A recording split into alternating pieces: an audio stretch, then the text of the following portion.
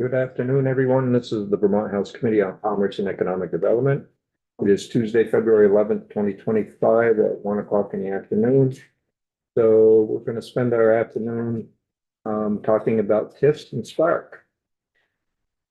So I know last week we had a joint hearing with House General and Housing.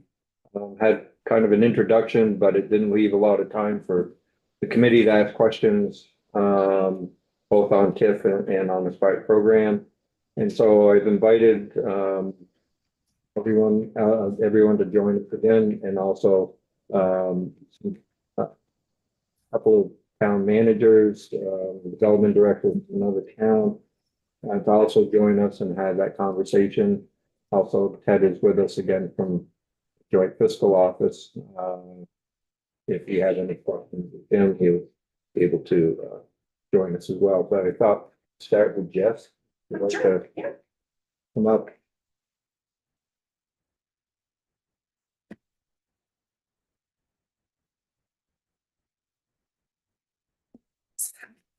I'm afraid if I lower this, I'm going to end up like on the floor. So maybe I won't. There we go. Okay. Also, Commissioner Goldstein has joined us as well. We had plenty of people here that can answer questions, and I don't know if you want to talk a little bit more about TIFs and Spark, or I will leave it up to the committee's preference. I feel like we did a lot of slide show presentation last time. I do know, I should probably, for the record, I'm Jessica Hartleben. I'm the executive director for BEPC. I am happy to answer questions. I did bring some statistics about TIF. I know that Representative Karis Duncan, you were asking for some visuals.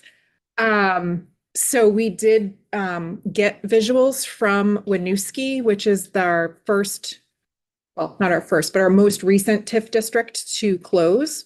We can show you some of the before and afters. And then I can give you some statistics about Winooski, if that would be helpful. So can you bring those up?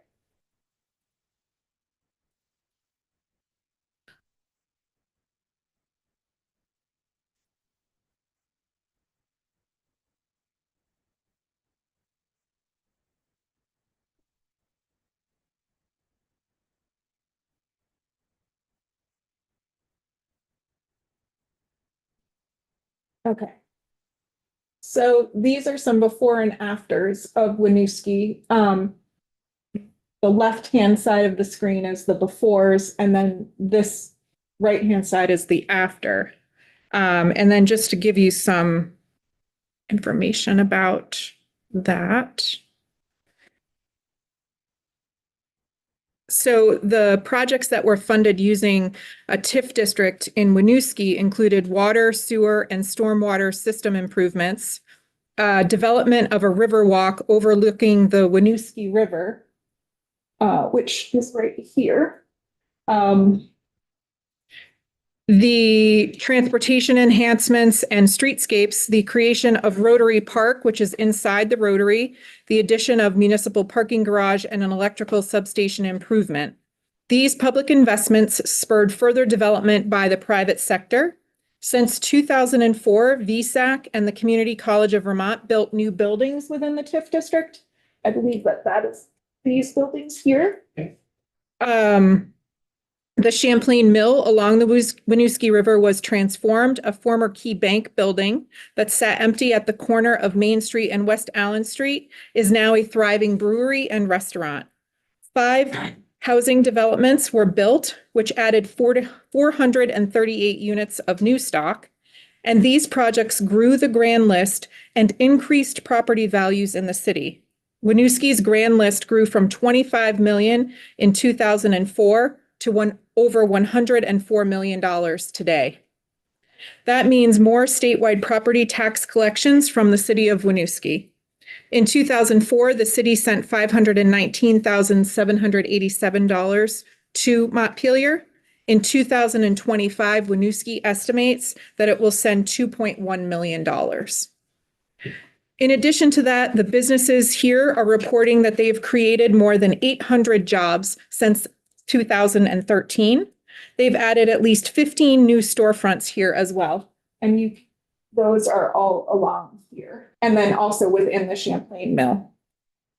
Winooski has also experienced significant growth in sales use and meals taxes in addition to alcohol tax collections from about $11.5 million in 2004 to about $40.5 million today. So you can see that this is just some additional before pictures. Essentially, Winooski was a big parking lot and they revitalized that. This, I think, is the parking garage that they built. Next slide.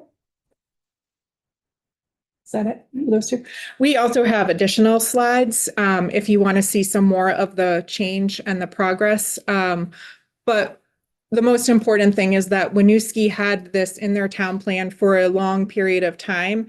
They would not have been able to do this project but for TIF.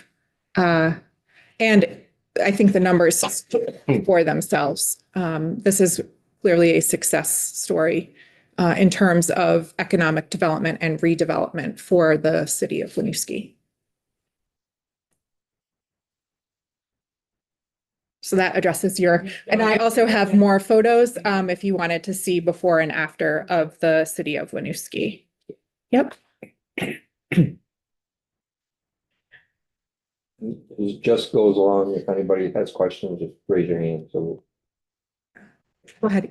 I'm sure this is not data that you have, but I'm sure it's data that you can get. If it's possible to get the number of students in the school system from before to after, I think that's a piece that is, could be valuable. Because if we've added so many units, I would be surprised. I would imagine that at a minimum, the number of students has stabilized if it hasn't grown, right, in the district. Yeah, I don't know. I'd have to get back to you on that. I'm other, guessing, I know, Yeah. I'm guessing. I just think it would be a piece of information that could be really helpful to know also. yeah, the other piece of that I would just say is that during the same time period, Winooski is also a refugee resettlement area. And so the numbers could be skewed with refugee resettlement in addition to any numbers that the TIF district would have generated.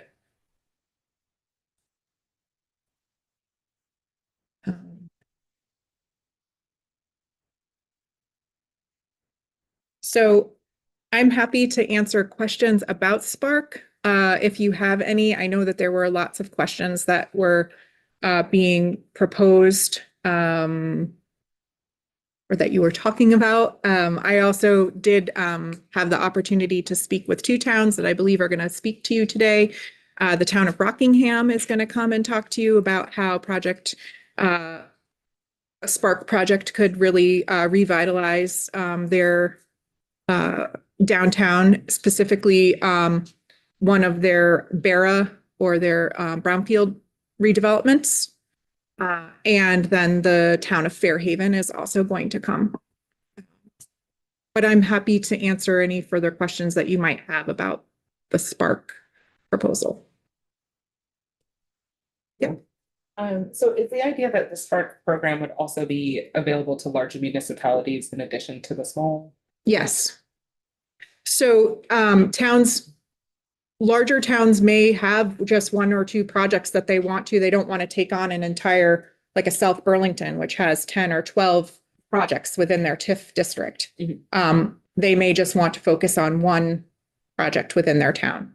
So is the idea that like someplace like Burlington would be able to have a TIF district, but also be able to access Spark? I believe that is not something that the administration is looking to limit. The goal is to create more opportunities to build housing and create additional stock for all of Vermont. Yeah, thanks very much. Sure. Just following up on a question from last week that we didn't really have a chance to explore. I come from a legislative district with 3 small rural towns. Mhm. 3 of them, about 1,300, 2,000 population. One is a little bigger, but not that big, as 2,500, 3,000, something. We have tremendous needs in terms of being able to, we don't really have, good water or sewer infrastructure, Mhm. and tremendous needs for housing as well. Mhm. And I guess my question is how realistically feasible, both from a financial and an operational perspective, would Spark be for towns that size? So I think that the first thing that I would look at is the type of project that you're looking to develop in your small town. So Yeah, so maybe clarify that then. A couple of the towns have municipal water that comes into the village center, but none of them have wastewater facilities. right.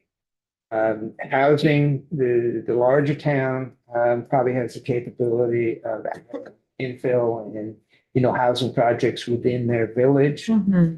But by and large, people generally look outside the village for housing development.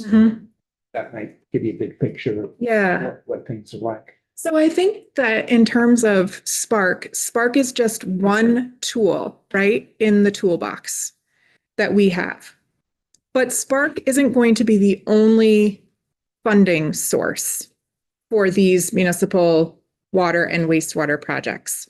So the towns, all towns, even small towns, would need to do feasibility studies and would need to look at other sources of funding, perhaps other agencies that offer funding for water and wastewater development or redevelopment, and working with their local RPCs, their regional planning corporations, to really get that support and assistance that they may need so that they can build the capital stack that's going to be necessary to do the water and wastewater infrastructure necessary to attract the private development. Sure how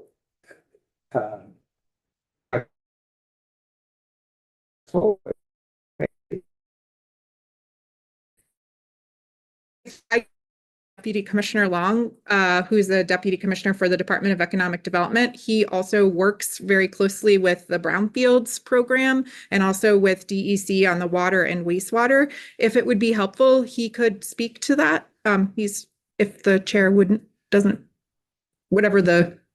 I was thinking of Spark mainly, Yeah, I just wanted to address an issue that we've worked on that really leads to Spark. Is that okay? Just for I'm the. Brett Long. I'm the Deputy Commissioner of the Department of Economic Development. So in the last couple of years, we have been administering the CRRP, Community Recovery and Revitalization Program. And one major group of recipients, award recipients, has been small communities that are trying to expand water and wastewater projects. And Spark is largely in a result, or partially a result of what we've seen there, and just how much difficulty those communities have had in trying to pursue these projects. And frankly, how long they've been on the books without having been able to move forward. And we've been working with DEC on trying to combine the funding that we have with what they have to try to move those projects forward. But one of the ideas of Spark is to try to help those communities with this infrastructure need that they clearly have and have had for a very long time. Yeah.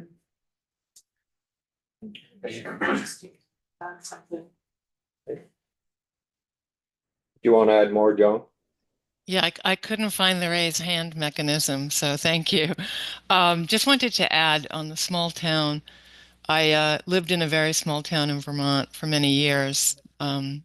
Sorry for the record, Joan Goldstein, Commissioner, Department of Economic Development. And what we did when it was time to do a wastewater improvement, the first step was really USDA rural development because they have funding for planning. And they also have small bits of grant money depending on the income levels of the area. So that would be the start. And They bring in engineers and everything to plot this out. And they do also ultimately have very long-term funding mechanism so that once you price this out to figure out how much this costs, you could line up the rest of the funding. The Northern Border Regional Commission is another partner that funds water, wastewater. In fact, the emphasis is on infrastructure projects. And we prioritize those projects out of our department, even though it's a federal agency that actually administers it.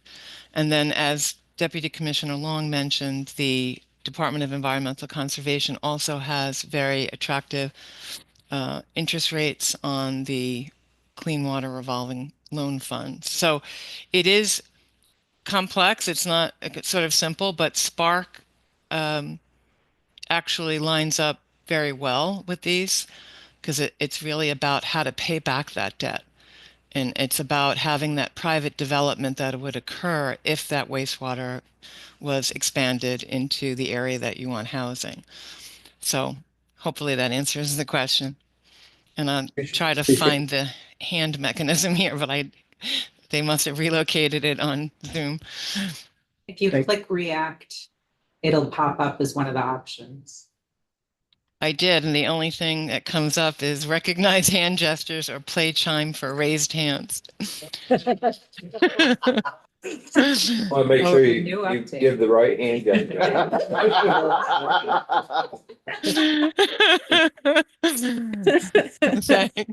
Thank you. John?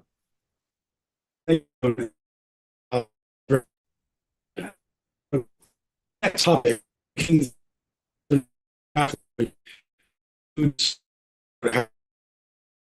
Approve of what part of the process requirements are for VEPC. And I wonder, Joan, if this kind of ties into getting our small communities ready to draw on those external programs. We're talking about having the municipality has to develop a finance project plan, financing plan, a pro forma projection of expected costs, projection of revenues, and seeking or obtaining other sources of funding and investment. Are these elements that play into that external application or additional outside financing sort of process? Yes.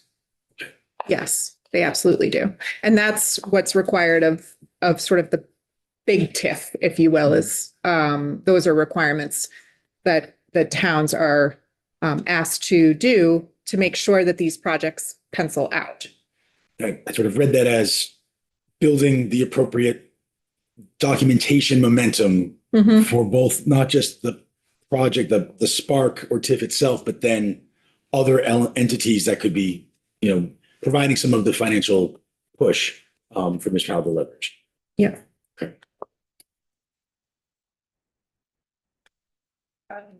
Yeah. Is there a limit on the sort of percentage of the capital stack that VEPC is like willing to finance? So VEPC doesn't. Or the Spark, I guess, rather. Is there like any kind of sense of like you have this capital stack, we're only going to do like 20%? No. Okay. No, that's been in other types of programs, like in CRRP, the limit was 20%, but for Spark, you can finance, the language is flexible so that you could finance, or not finance, but you could retain up to 100% of the increment. Right. Yeah. So that would have the opportunity to pay back the bond that the town would take at presumably a faster rate. Or it might just take 100% because you have a small town like Herb has, where he only there's just a small project and the housing development might not be as big. And so you need to have 100% of the increment to be able to make that project pencil out. But that's really why Spark we want Spark to be a flexible tool, because we know that the towns that are 1,000 people are going to have different needs than a town that has 4,000 and the projects might look different. So it's really giving some local control back to the towns and the communities to make decisions that work best for them. No?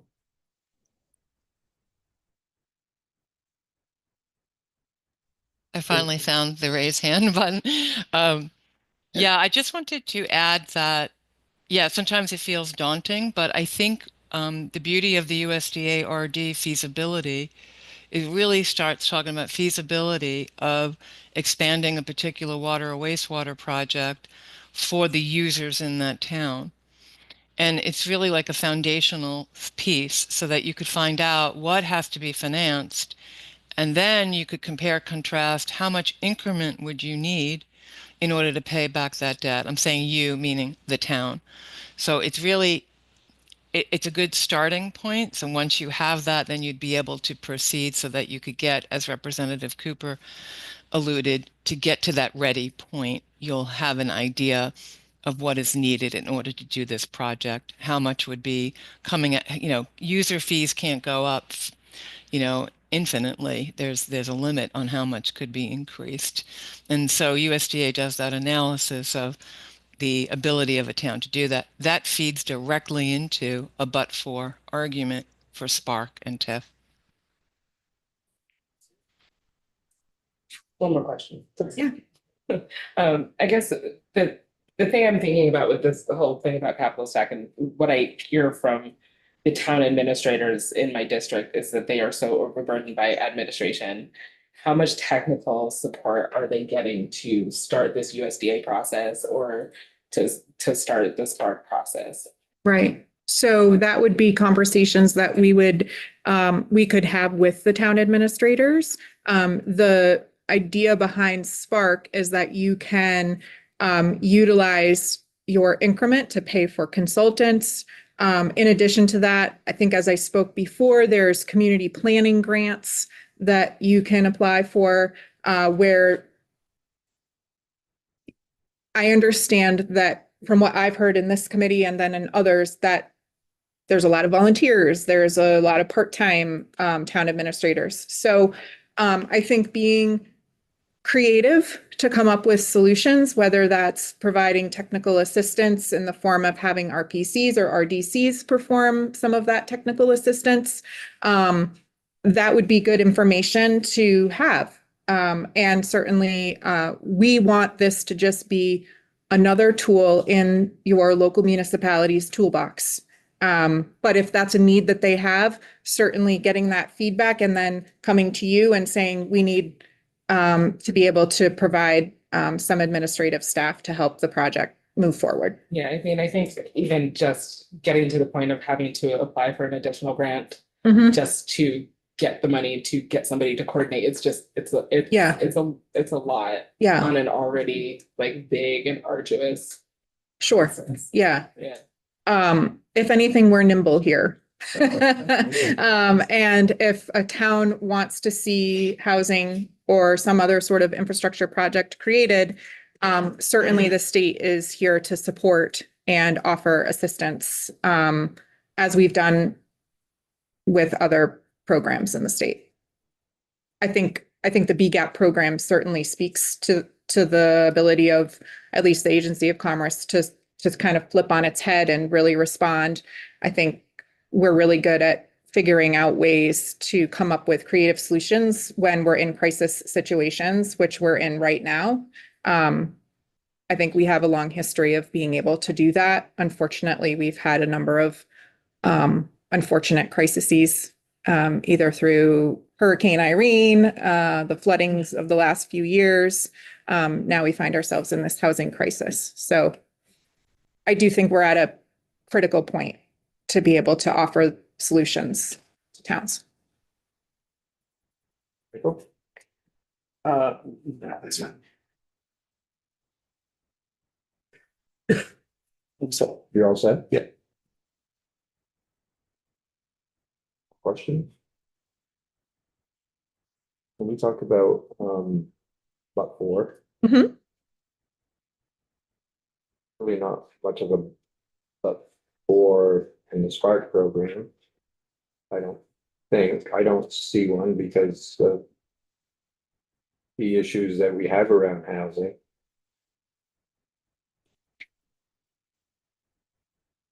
I don't have the legislation right up in front of me, but I think that the but for would be pretty easy to prove in these situations because towns are not able to create housing because they can't afford the infrastructure.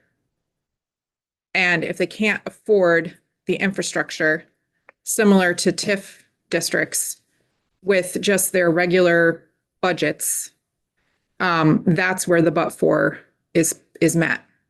And I think if anything, the CRRP program demonstrated that these water and wastewater projects are extremely expensive and they're only getting more expensive. Just in reviewing those projects, as the staff attorney, we would have towns that would get bids. And then 6 months later, those bids would no longer be valid. They'd go out to rebid and they wouldn't have anyone come back. You're going to hear from Rockingham in a little bit. They wanted to create their project. They hired a consultant. They went out to 65 to 70 construction companies for bids. They got back three bids that were really not bids. They met with all three of those construction companies. Two of them could not figure out how to get the deal to pencil out. One is now and you'll hear this from Rockingham, in a due diligence phase.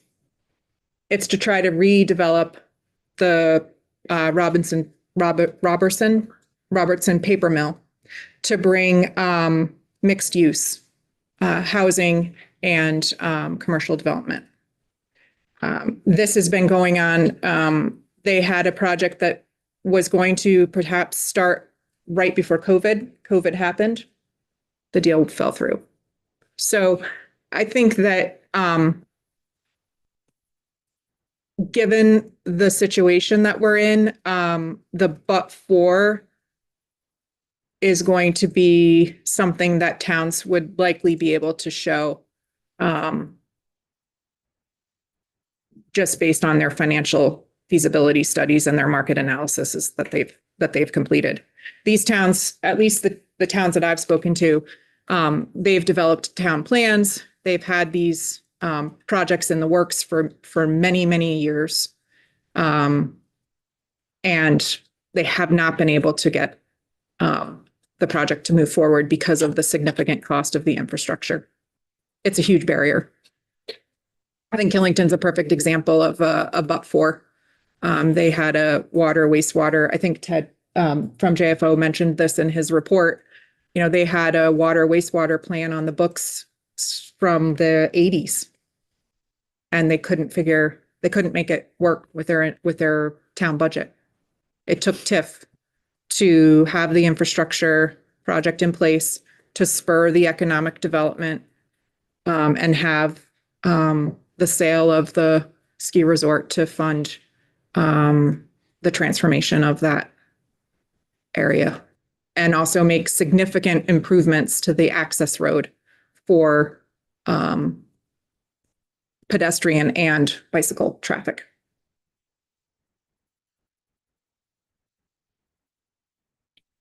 I think if we weren't in a housing crisis, Chair Marcotte, it would be much more difficult to prove a but for. But given the situation that we're in, I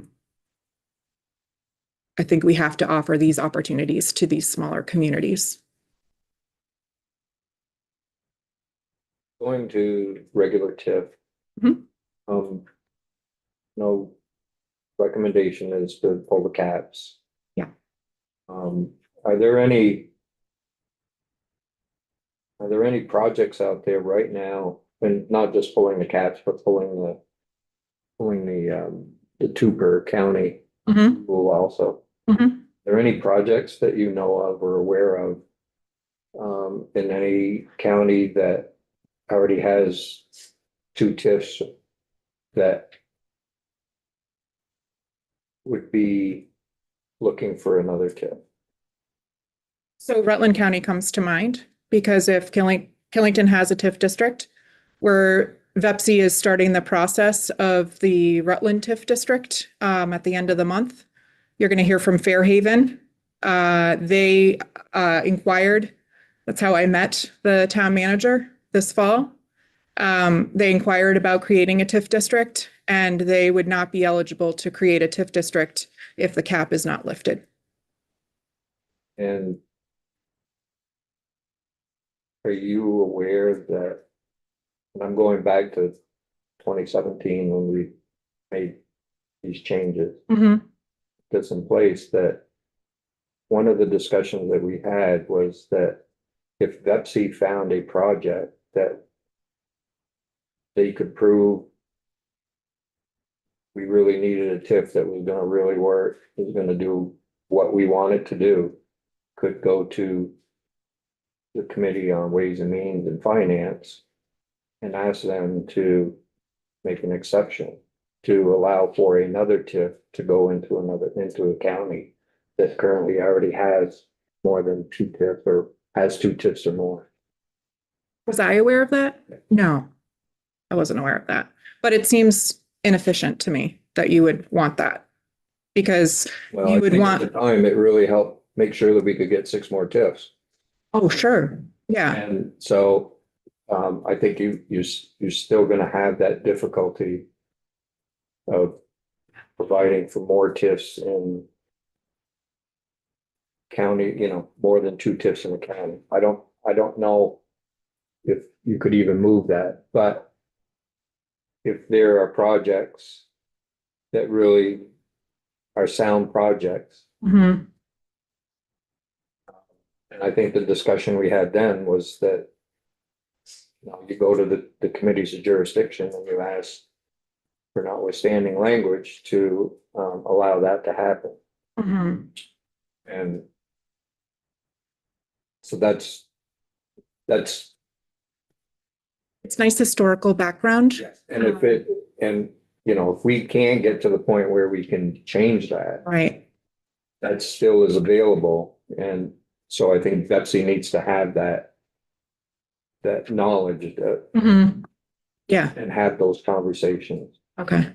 Yeah, would be open to have those conversations with Ways and Means, and I think one of the things that I would, with all due respect, to what happened in, Us as well. right. With what happened in 2017 is that we were not in much of a housing crisis as we are in now. And that,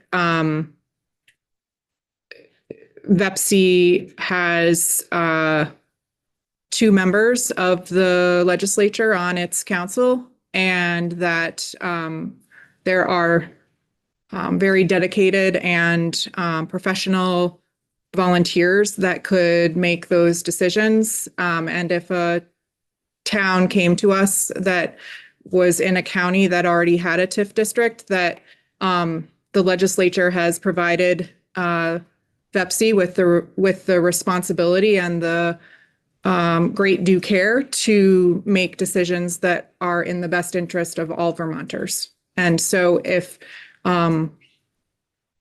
lifting that cap would remove the barrier from towns feeling like they're not going to be able to do it because they might fear that the legislature may not agree. Always possible. Yeah. It's another, It's another tool, right, that we could use if we needed to down the line. and as you said, we're in a crisis. Yeah. If there are areas in Chittenden County that could use another TIF, that really makes sense. Yeah. Improves housing, increases economic development. Sure. And I think that we're, I think it's always possible. Mhm. And I think it was just another check make sure that we're not overextending ourselves. Mm. Given the time frame that has already gone on since 2017, and we've only done 2 of the 6 TIFs. Right. And in my mind only, that it makes sense that if there are other projects out there in other counties that have 2 TIFs, Mhm. that you would bring these to us and make the argument that we really need to go forward with these. So Mhm. that's my 2 cents. Joan? Yeah, I was just going to add that if we think it's difficult for a small town to get everything together to go to VEPSI to get approval, could you imagine the task for them to prepare to go to the legislature to get that approval?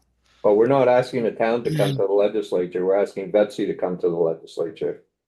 Oh, okay. So that's kind of the situation we're in now, right? So you'll hear from Fairhaven, which is one town that has a project.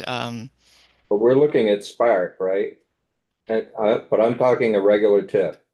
And if you have, if there are other areas of the state that already have 2 TIFs, there's another area that could be that could turn into a TIF project area, then I think we should talk about that. And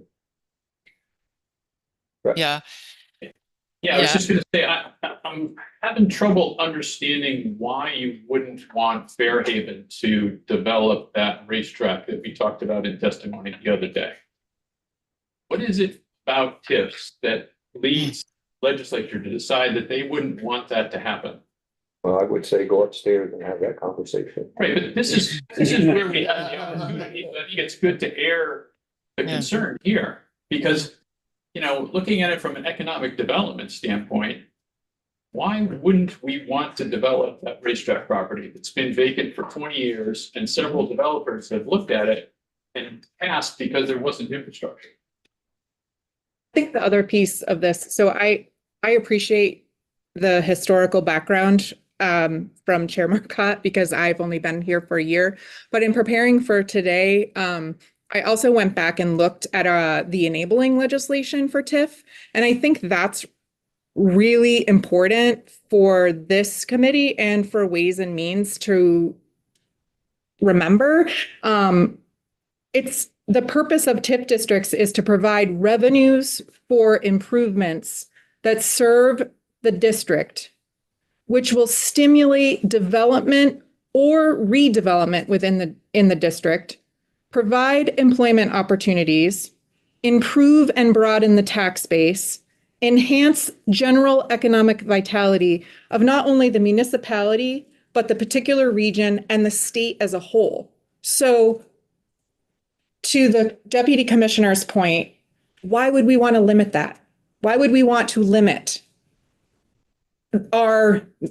your legislature legislative mission, which is to improve and broaden our tax base, enhance general economic vitality of not only the municipality, but of that particular region and of the entire state.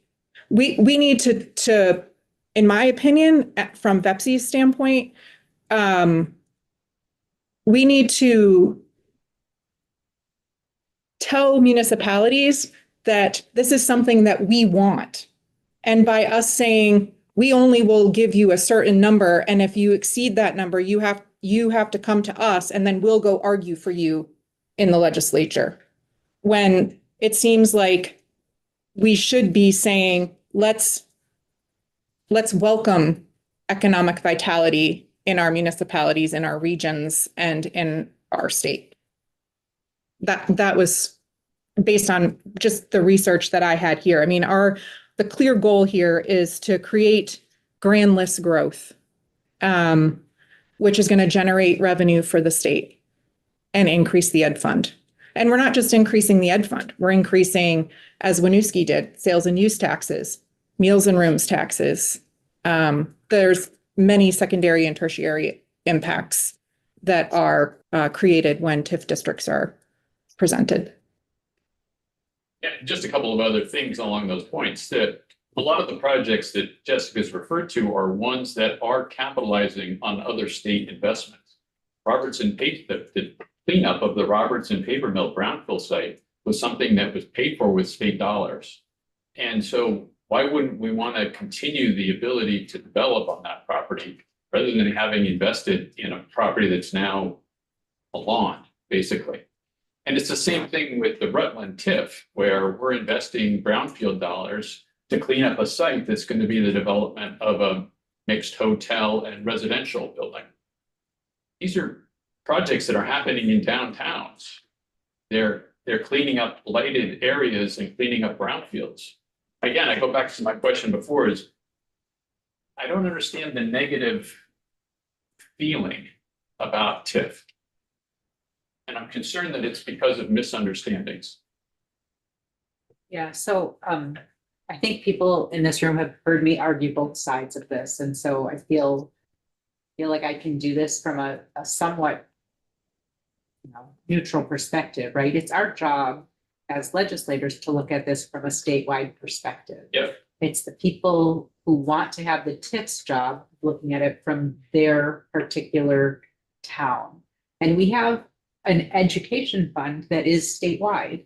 Yep. And so we have to look at this and say, how do we maintain for that full 20-year period, right? Yep. How do we maintain the strength of that fund? I get in 20 years, it's going to be much bigger. Yep.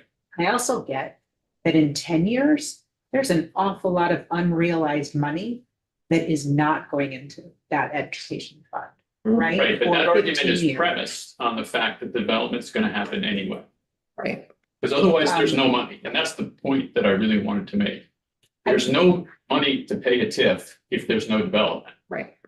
I think that that's right. And when you see development happening and right, like this is the emotional part, not necessarily the logical part. And that those funds are going back into not the education fund, wherever they happen to be going.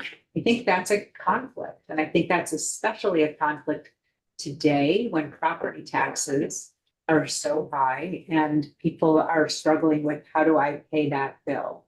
And so I think we have to look at it in the full context. Yeah, so let's look at it in the context of Fairhaven. Again, there seems to be a premise that we don't want the redevelopment of the Fairhaven racetrack to happen. The racetrack's been empty for 20 years. So there's been no additional revenue to the ed fund from that property, which I'm sure has a very low tax base as an empty lot. So again, why wouldn't we want to invest? Because there's no loss to the ed fund. And a counter to that, and I'm going to leave it after this, is we haven't yet found the right funding source to develop this important property. Right? Like that could be, the ed fund isn't the only, it might be today.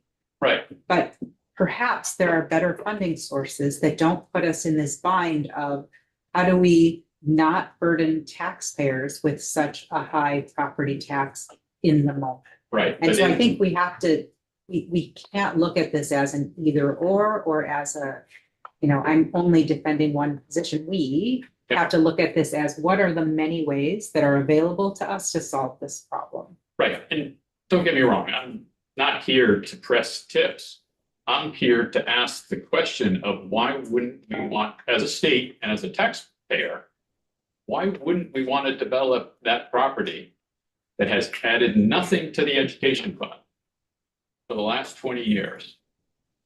So it's a hypothetical, and that's, I think the JFO could do some really useful analysis on these transactions.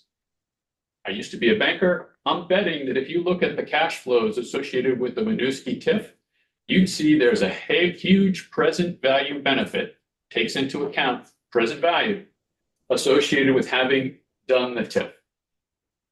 But I think JFO should do it rather than us all speculating that there's going to be development anyway. Ted, you wanna? Yeah, we're not enjoying fiscal office. Here. I'll let you take the hot seat, Ted, for a little bit. That's okay with the chair? Yep. Yes, I think unfortunately the question of but for is nuanced, right? And to the point of, there wouldn't be any increment that's generated without the project development. I was just looking at Killington, and there is $1 million of additional incremental value that's happened in the TIF district since it started, and that's before developments have happened. And Right, so so there is that organic growth or is that inflationary growth? Because I think we're going to have this conversation about inflationary growth versus organic growth. I'm not going to argue with you about inflationary growth. I have a house, my house went up 50% in value. I'm not gonna have a debate going on between both of you. So I let Ted Absolutely. speak, and then if you want to add something after that, but I'd rather not have a debate between the two of you. Thank you. Sure. And unfortunately, I mean, as far as the ed fund is concerned, it doesn't make a distinction between those two types of growth.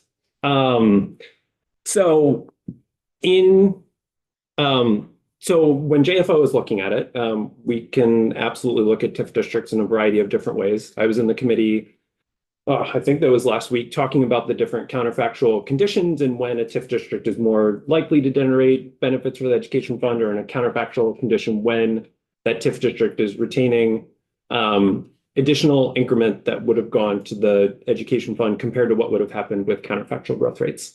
And that distinction gets quite complicated. It requires making assumptions about what would have happened with the TIF and what happened when the TIF was around. So all that to say, I just want to communicate that it is nuanced from our perspective based on the data that we've looked at. And it's hard to make blanket statements about the nature of the but for.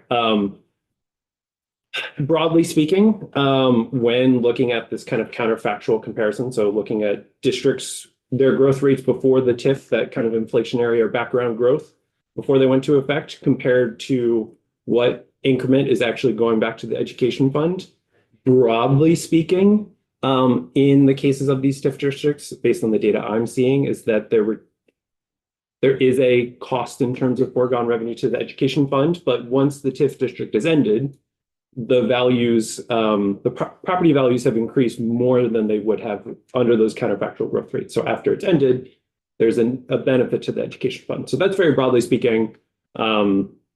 To answer those questions, I think if the committee were interested, I could look at various ways of comparing Winooski and what happened. I would also comment that Winooski retained 98% of education fund increment and remitted 2 back to the education fund. So while the TIF district wasn't effective, it's harder to make that, to kind of beat that 2%. Yes, sorry, that wasn't. Okay, I might need to hear that last part again. Do I understand correctly that Winooski's terms as a TIF district for retention were different than other TIF districts? So they retain 98%. And is that instead of 100 at the time? I'm sorry, can you say, just to unpack? Sure. What should it, well, when you say that it retained 98%, does that mean because it was supposed to be some other number? This is just based on Winooski is an early TIF district before the current, or, there's throughout time, depending on when a TIF district was created, they retain different amounts of increment. So under current statute, which is Act 69 of 2017, the retention percentage is 70%. Yeah. It's just that Winooski was earlier, so they were able to retain 98%. So in our comparisons of that district to other potential districts or things, we will also have to account for the fact that they had a quote friendlier local increments by a decent amount. Exactly. Okay. Yep.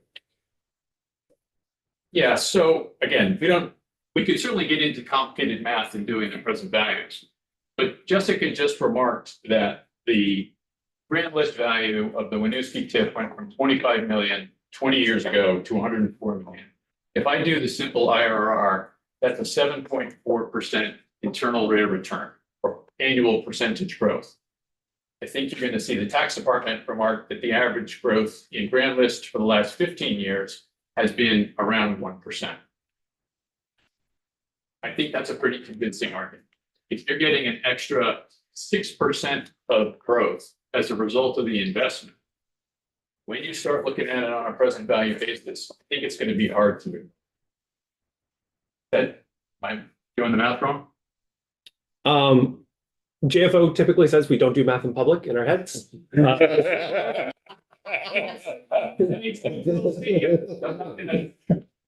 So yes, I'm not going to comment on that particular, and that's looking at it from a different standpoint than how JFO would look at it. And you know, Right. And that's exactly what I'm trying to make clear to the committee.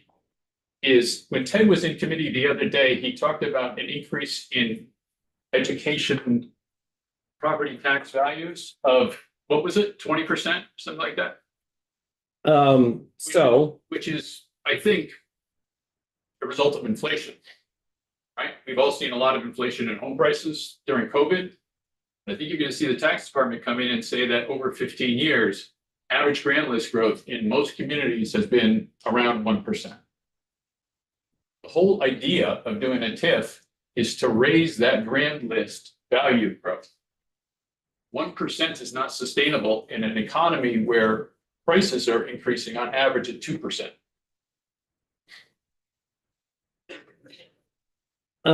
There are different ways of looking at it, and yes, absolutely, Jake's going to come in and talk about different ways of looking at the grand list and different types of growth.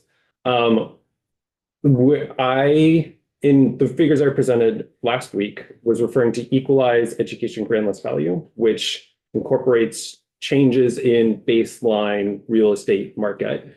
And in fiscal year 24, that was 9.9%. I forget the exact decimal. And in fiscal year 25 and 26, that's estimated to be 14%.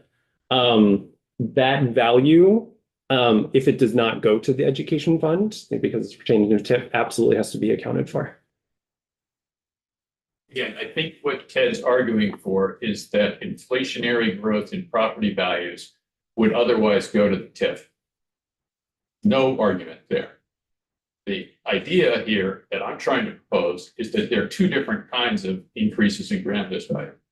There's inflationary value increase and there's investment value increase. And why wouldn't we want to have investment value increase in the grand list in our communities? Again, I'll talk about Fairhaven. You had inflationary value growth in the value of that vacant lot.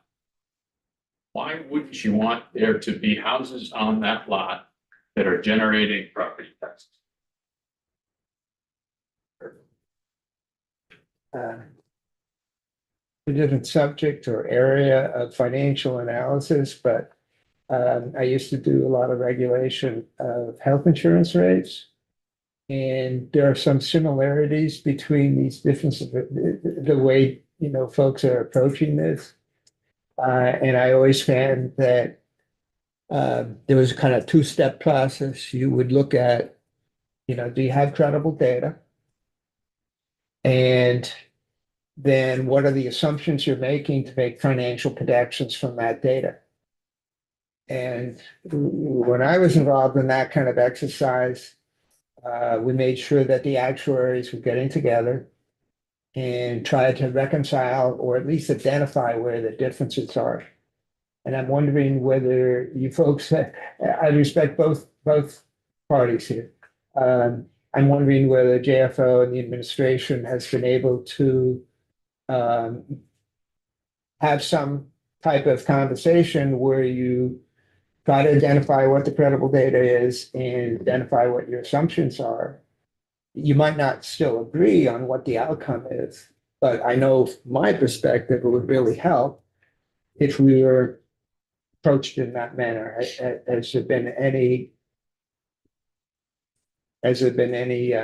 sort of discussion like that? We'll say for this specifically, I think because the policy proposal is quite new. We're obviously we want to make sure we're speaking the same language as the administration. Whenever possible, JFO tries to work with the administration to develop consensus estimates. And there might be different methodologies, but at least we're ending up at the same number, provide you all important context as you're working through certain policy issues. So yes, have had conversations with the tax department about this specifically and different measures of grand list growth. And and certainly would work with them going forward to make sure we're not talking wildly different figures and numbers. Can I just follow up just briefly? It just seems, we're policymakers. We're not statisticians or financial. It would be really helpful for me anyway to know, what is it about the data? What are the assumptions that are being made? So it would help me in terms of trying to make a policy decision.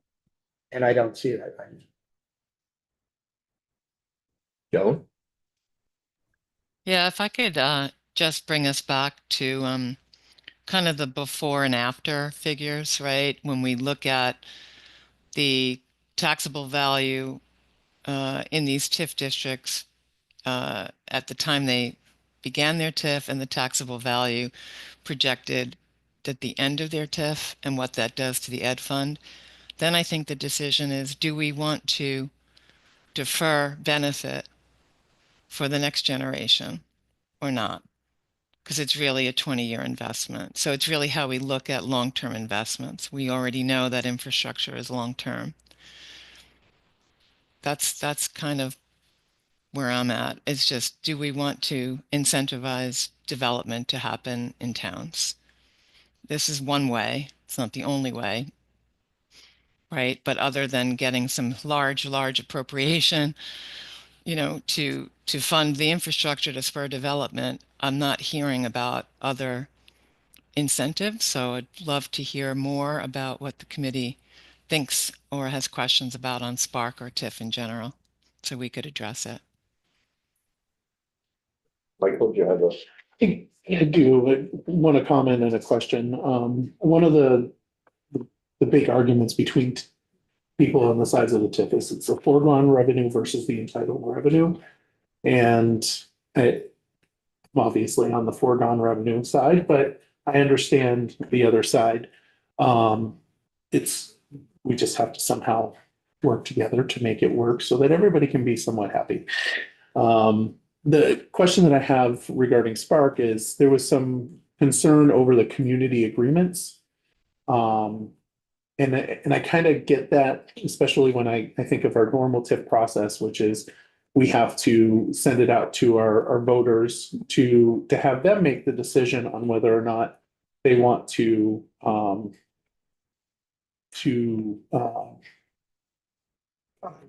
bond. Yeah, to bond. So have you had any further conversation since Thursday regarding that? Yeah, sure. So the state of Maine uses community agreements quite a bit. And so I did reach out to the TIP policy person who did respond to me. And Maine uses the community agreements. They really have deregulated, if you will, TIP. They rely on municipalities who have very small towns. In fact, I was just anecdotally, I grew up in Maine, and I said, does the town that I grew up in happen to have a TIP district? Because the joke in the town where I grew up was that there were more cows than people in the town. And that's true to this day. My father still lives in the town. It's a town of about 700 people. They have a TIP district that's created with a community agreement relating to the development of a dairy farm and utilizing some energy without getting into all the nitty gritty, but it's basically using manure to create energy and building the infrastructure for that dairy farm. And the municipality was able to work with the dairy farmer and also the private developer who's going to be helping them and create that infrastructure that would be necessary. They have a part-time town manager. They just rely on the state and they have kind of form agreements that they can use. I also asked, so does that answer your question about that piece around the community agreements? And then in terms of, Chair Marcotte asked a question, I think last week about the bankruptcy piece. I did read through the, community agreements and I did ask, the state of Maine, she's also willing to come here and talk to you all if that would be helpful. But there are, provisions in the community agreement, that do protect the, municipality. Should the development, go south or the developer goes bankrupt. And also speaking with a national organization that looks at TIF districts throughout the country. Their experience is, sure, sometimes deals fall south. That's business. But in their experience, they've usually had a developer that would come in and finish the project and the municipality's been able to create a new development agreement. So about how much, just out of curiosity, was that TIF district? In May. Yeah. If you just give me a second, I can look it up. Sure. While you're doing that, I know that one of the, okay. One of the concerns that was brought up last week was the fact that it's a snapshot and it doesn't go up from there. Granted, under new legislation, the education fund does get an additional increment. It's just not, because it's not 100%. But is there any consideration to give an automatic percentage increase in the grand list? So that's the beauty of the community agreements is that the municipalities can negotiate. That's why we left the language up to 100%. So for example, if and actually the TIF director talked to me about this, there was a town where their increment just shot up, right? And it would have resulted in a significant overpayment to the private development as a result of that. There was a piece in place that just said that if once you reach this cap, you're done. No more increment is going to be retained. So that's just something that the community agreements have in their individual agreements. They are run through, they don't have a BEPC. I will say that Vermont, of the 49 states that have TIF, Vermont is the most regulated and most strict of all the states. So we are very frugal and we are very strict with our regulatory and overview process. And that I think would continue with Spark because Betsy would still be involved. And I can't do two things at No, once, I'm I'm sorry. sorry. I haven't you mastered can get back to that. multitasking. You can But get back to that. I can send you an email and give you that information about the town. Yeah. And you said the community agreement. Yeah. I will say that although I like the freeness of it, I also enjoy that, the community gets in on the game when they go. Yeah, so I think in terms of the community getting in on the game, that would happen by virtue of the fact that the community is going to have to know what the project is that's going to be developed. There would have to be public meetings that would have to occur, similar to what happens in a regular TIF district. And there would be select boards that would have to be voting on whether to move forward with a Spark project. If the community was going, or the town was going to be bonding for that, that would have to go out to a vote. The only way that it doesn't go out to a vote is if the municipality and the developer agree that the developer is going to take on all of the risk and do the infrastructure project and the private development.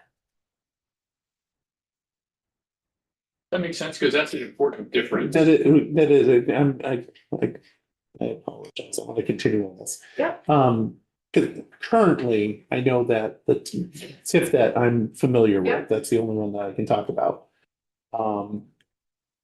So current TIF, just the idea, the developer takes on the debt. Our current TIF does not allow the increments to pay the debt down of the developer, correct? That's right. But Spark is saying, yes, you can. That's right. So it puts the developer on the hook, not the municipality. That's right. Okay, okay, I I thank you for like walking me through that, and that would explain the, not needing to bond for that. That's right. But It would also take away the administrative burden that the municipalities would face, because it would be up to the developer to create the capital stack. And it would be up to the developer to basically see the infrastructure and the infrastructure project that would then lead to their private development. And we talked about that last week when I spoke about the Middlebury project. I must have, I heard that the whole, It was a long gift. I think that's really interesting, because the way that the current it's set up is that you have to bond for it, and the risk is put on the municipality, and if we mess up, we owe the ed fund. But okay, thank you. Thank you. I have sort of a comment, question, maybe a request.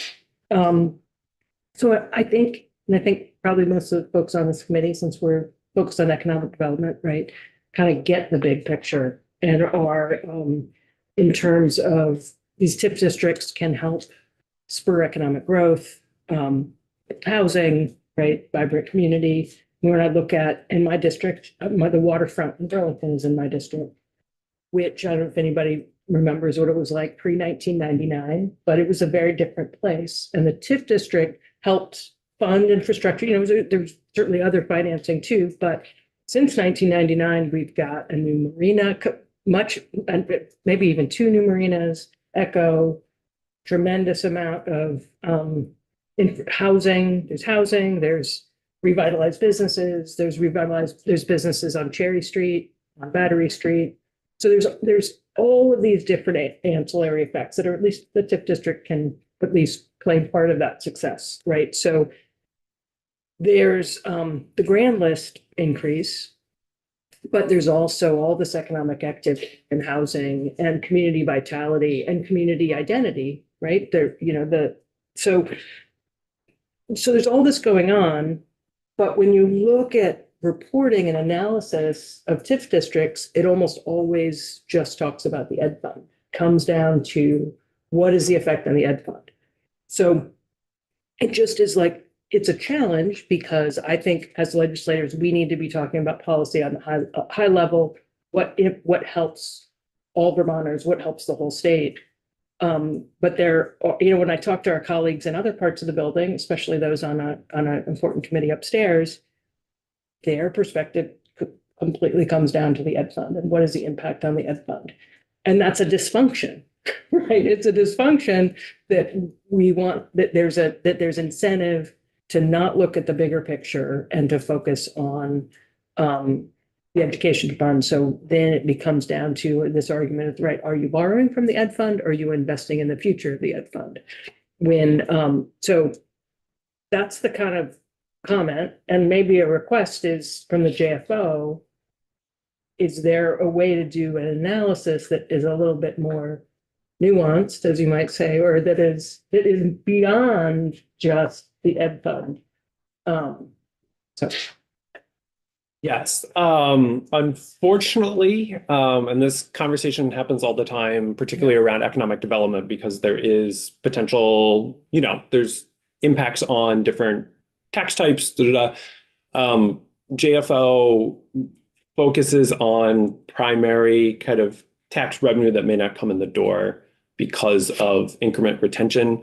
Those secondary impacts are harder to measure. It requires holding a number of assumptions about the way economic development is happening. It requires a different modeling toolkit than what we have in our office. So we don't perform kind of those secondary analysis. So unfortunately, we're kind of limited to the impacts on the education fund because of the increment retention piece. Is that in that focus for the increment for the ed fund? Is that just how your office works, or is that how it's laid out, sort of the reporting in statute? There is a piece, so it's partly the way our office does modeling. I think also it would expand the scope of our office if we were required to do secondary impact measurement on a whole host of policy. I think it would quickly overwhelm our capability and what we're able to do. There is also a piece in statute that requires JFO and the administration to produce a consensus estimate of the maximum impact of tax increment financing on the education fund. So that piece is in statute that requires us to focus in on the education fund. So it's a bit of both.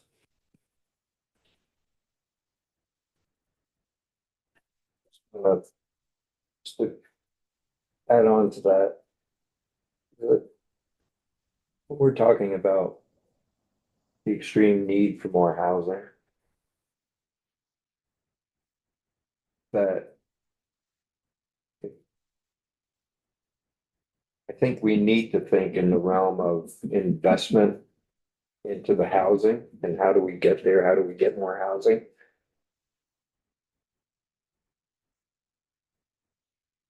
And does that, I guess we look at investment in this committee as looking forward and not at the moment. And I think upstairs are looking at the moment and not forward. And like you said, that's a dynamic that we've been going through since I've been here, and probably a lot longer than before me, and probably a lot longer after me. And I don't know how we reconcile that. We have the same issue when we talk about tourism dollars and spending tourism dollars. And that we know that spending those dollars is bringing more people into the state, but we have a hard time quantifying it and justifying it. But we know it happens. And I think we look at this and we might have a hard time quantifying it to explain how this is an investment. But we know it is an investment, and we know that it's going to bring more people into the state, going to reduce our tax liability by having more people paying taxes, all the taxes, income and everything else, property taxes. And we're going to hopefully increase our student population in our schools. And so I don't know how we get to the point where we can agree on the data and agree on the investment. Yeah, I just wanted to leverage off of what Representative Duke said, which is, I think there were two principal concerns that came up in the testimony last week, which we hear all the time. One is this idea that we're taking money from the ed fund, which you're just addressing. The other one is that there's the potential for a TIF to finance development that was going to happen anyway. I tried to address that earlier with the Fairhaven situation, but Representative Duke's comments are a great example. Cleaning up the Burlington waterfront can't happen in another town in the state. It's only going to happen where the development needs to happen, and that cleanup needs to happen. And it's really the same thing when you look at most of these. We can't develop the Fairhaven racetrack someplace else. It has to happen there. Winooski, the same thing. There has to be the right conditions for the development to be able to move forward, because the development only works if there is this additional private sector investment in the project. That's the only way that there's any increment. And I think that's the piece I keep coming back to, which is, if you don't invest, there's no increment. If there's no organic, opposed to inflationary growth, there's no increment to worry about. Thanks. Joan? Thanks. I really love what Representative Duke had to say, because it's a much more holistic, broad look at TIF. I understand that, maybe JFO can't be the one to do it, but the TIF report annually does take some of those things into consideration. And Executive Director Hart-Laban referred to it in her opening comments about sales and use tax and meals and rooms tax that's collected. Again, that doesn't necessarily go into the equation. We're always so hyper focused on the ed fund.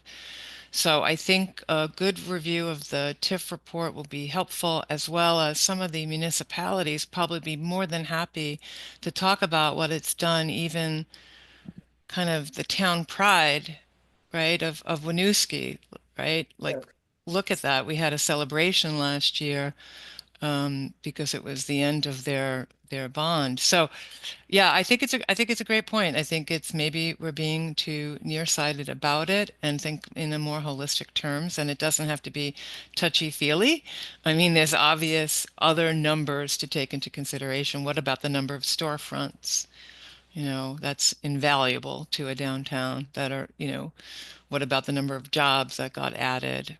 What about the streetscape, you know? So anyway, just adding on to, thank you for that comment. I think that's valuable. Ted, can you just, hiring of that, ever look at TIFs and come to a consensus? I was, I know that they do a certain amount of analysis on the amount of value that's excluded from the grand list due to TIF district progression. Yes, but I'm not aware of any kind of consensus look into impacts on sales or meals and rooms taxes or anything like that. I will say that that Jeff Carr does our analysis for TIF district creation as the executive branch economist for BEPSI. So he is actually reviewing the feasibility and market analysis and then providing his opinion to BEPSI so that we can report that to our council when the council is looking at whether to create a TIF district. So that would continue in Spark as well. And then just to dovetail off what the commissioner said, the TIP report does include all of the data that Commissioner Goldstein was just referring to. We do look at the jobs. You know, in the beginning, I did talk about the meals and the rooms taxes that were generated. Winooski was able to give us that data. We did try to gather the number of housing units that have been created of all the districts. It's approaching over 1,500 units of housing. There are TIF districts that would be willing to come in and talk about the secondary and tertiary impacts that they have tracked just on their own. That I think would give some compelling data to support TIF being a tool. This isn't the end all be all. This is a tool that we can use to revitalize and incentivize communities to do these infrastructure projects to bring development in places where we want development to be occurring. If a municipality wants development to be occurring in a particular place, they're going to create a TIF district to create the infrastructure to have that development occur based on their own town plan and based on their own feasibility studies. And that's going to be different for every town in Vermont because we're unique like that. Emily? Yeah, I'm curious. So the district that I come from is a bunch of very small towns that were attached to a ski area. So we have a lot of second homeowners. Is there any sense about how having a community that maybe has, 20% of its residents actually, living and working there, like how that's going to affect how the TIFs run over time? And also the adoption rate, because, if you don't have that many residents that are voting on such issues, how does that work out? I am probably not the best person to think about how that exists. In the current TIF program right there, it's concentrated in areas like in Chittenden County, you have Hartford and places like that. I think the Spark piece in conversation, opening it up to different municipalities that have different number of residents and et cetera, it's hard for me to really know how it would impact levels of second home ownership and how that would drive individual community decisions on whether to do a Spark. I would say at like the TIF level more broadly, it may be that's potentially less of an issue because those towns have lower rates of second home ownership compared to places like Dover. Yeah, so Yeah. you're in Wilmington, I'm right? in Wilmington. So I don't want you to have to turn around. I'm just gonna come sit next to Ted because I think that would probably be easier. Sure. Ted knows I'm not gonna bite him. So I think of Wilmington, Wilmington had a CRRP project and they did I believe it was a water wastewater Yeah. project, right? They're still working. And they're still working on it. Very much. And the impacts of that water and wastewater are going to create hopefully more private development in their community, which is think of Spark, not to like play on the word, but as a catalyst to invest in your long-term community plan. That I totally understand. It Mhm. makes total sense. But our circumstances are completely different than Winooski. We're totally different. Absolutely. So I get that it's gonna do that, but I'm thinking about just from the getting it off. I mean, as you know, Wilmington's had a hard time. They've been working for 10 years to get this wastewater Yeah, so that we can get our health clinic actually like hooked Right. up and extended out. So Right. I understand how it's meant to do all of that, but I actually think further down into a town like Jacksonville or Whitingham, mm-hmm, where they also have had wastewater issues. mm-hmm, They would love to be able to take advantage of it, but given that these days, just because you're a small town doesn't mean things cost less. no, And and also given the high percentage of second homeowner rates, how are we imagining that these are gonna potentially get off the ground? Because we have second homeowners who are not invested in community exactly in the same way. mm-hmm, So I'm trying to sure, to think about some of the issues that our smaller communities are gonna run into Yeah. about like penciling it out. So I think about a town like Jacksonville or Whiting. I live in Whiting. Bennington, so I know those towns very well. And I think about housing shortages in Brattleboro, Bennington, Wilmington, right? So those folks that can't find rentals, can't find homes, right? If you can find a developer, that's the first piece. You're gonna have to find a developer that would be willing to maybe create housing in your community. And then the community would use Spark to build out that infrastructure. So building out your water and your wastewater lines. It's gonna take your municipal government, whether it's I don't know what the select board or what that town structure looks like. But to have your town plan and frankly, to work with your RPC, your Regional Planning I Commission. mean, they do all of these things. Yeah. All of that is real. I guess I'm wondering if this is actually going to be a solution, especially when we have so much tourist development. I mean, I guess my real question, so you've used Maine as an example Yeah. quite a bit. Do they have situations where they're dealing with like small ski areas, small towns, and then wanting to do this work? And do we have information on what that looks like for those? Sure, smallest towns? I can get you that information. That would be really helpful, Maine just to is, give us yeah. information. And then I would also say, in looking at the national data, I had a local group called CDFA. We had Toby Rittner come to our TIF conference, our annual conference that we have, or not conference, our retreat that we have.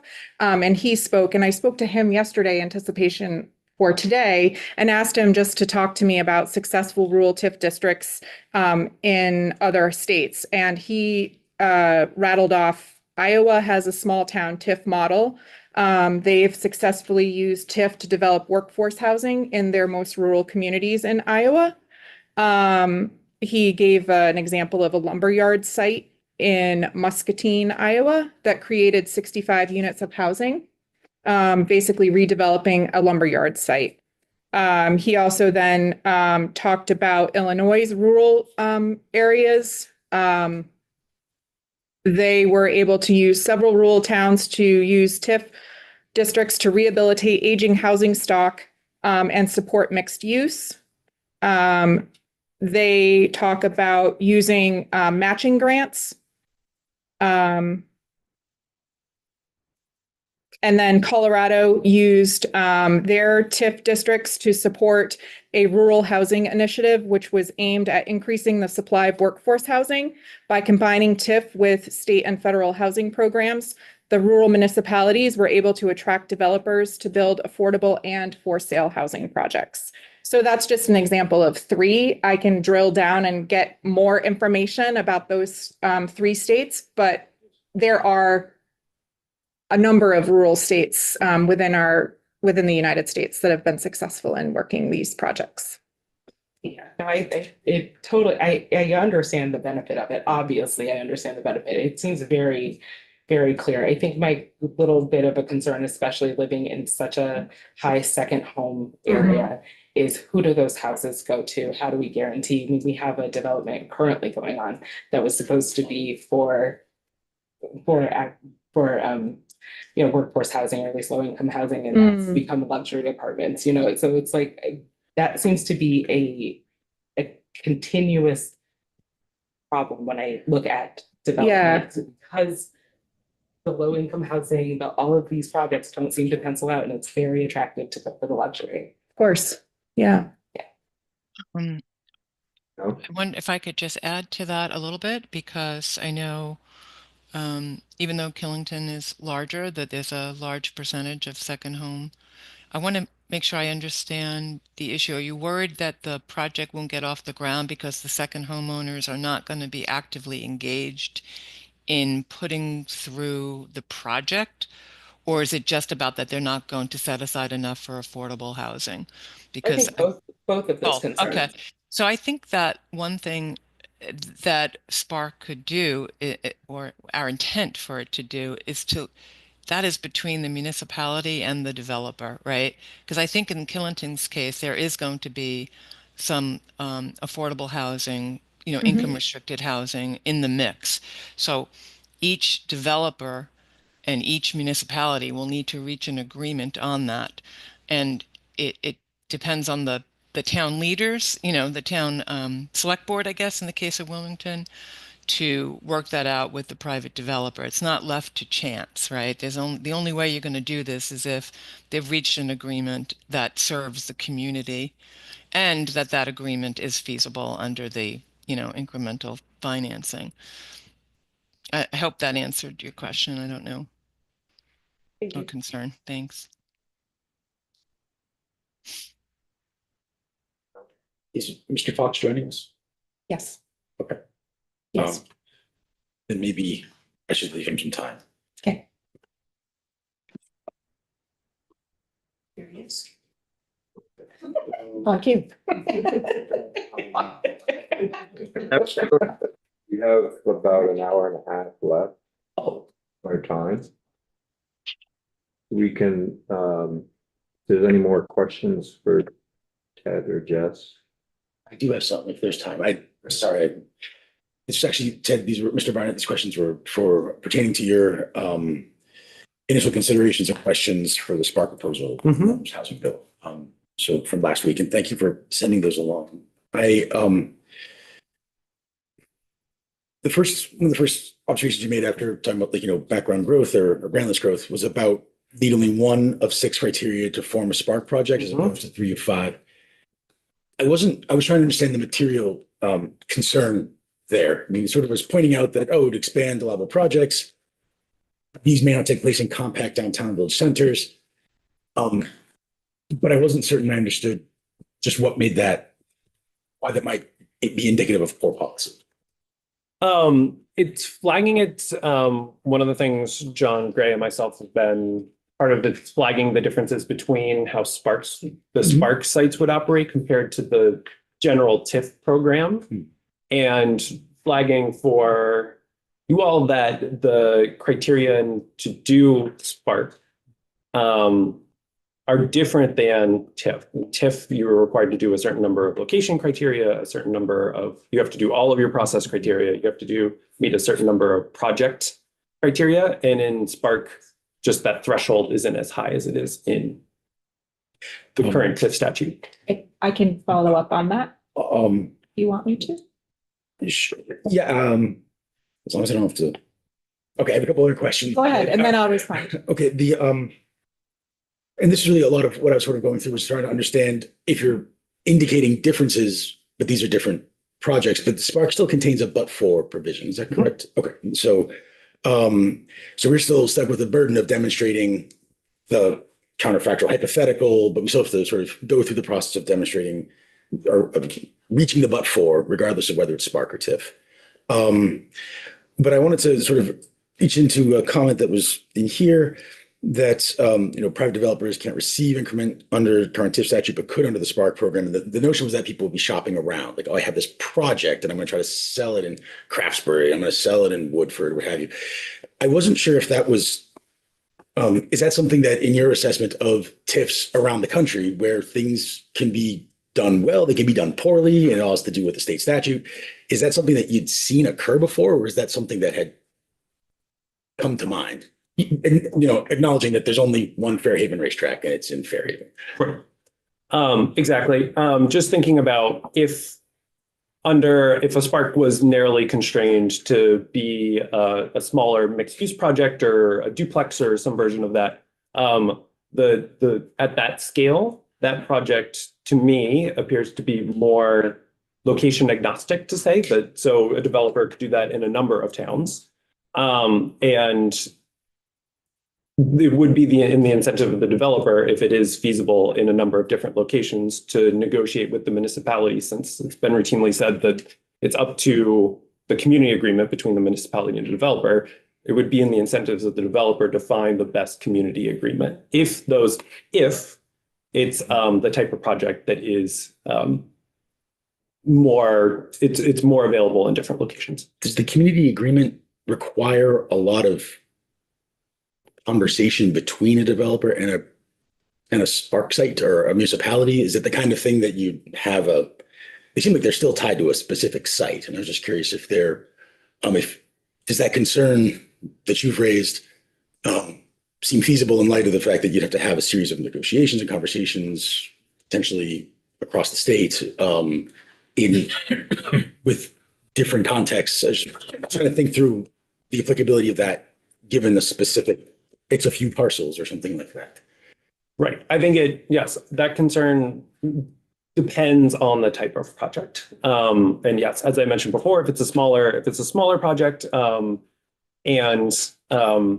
it's easier to have that conversation with the different municipalities. I think it is certainly a concern. I think if it's a larger project, maybe that a racetrack in Fairhaven that we've talked a lot about, and that, offers a larger parcel, and it really, the developer is more local to Rutland County, right? Like that risk decreases. It was mostly just flagging that as a concern, depending on the type of project. And that was it. So Yeah, so just to address the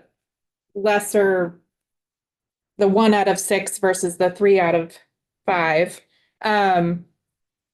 So in Spark, the policy choice was that towns would likely not have 10 different projects. It would likely just be 1 or 2 projects. So to say to a town, you have to have 3 of these requirements, the town may have a housing project, but it might not be in a brownfield.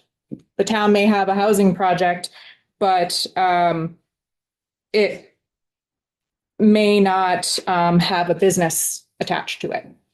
The town might have a housing project.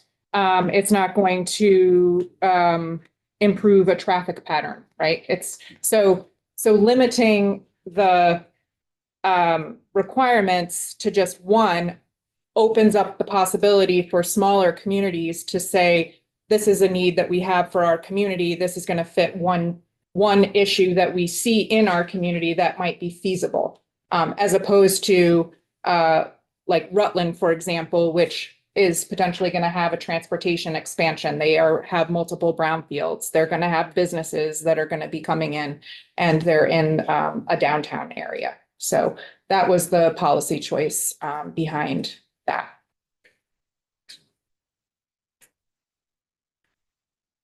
So one last question, just sort of technical thing about Spark. So everything I've been reading, my understanding is that what would make it a Spark would be the fact that it's just one property or maybe two parcel, but it could be a 20-acre parcel or it could be a half-acre parcel. Right. Is that right? So, or it could be a huge project, could be a really small project. Correct. But the key is that it's one. Okay. Thank you.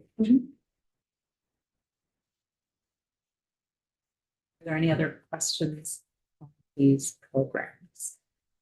All right. Go ahead.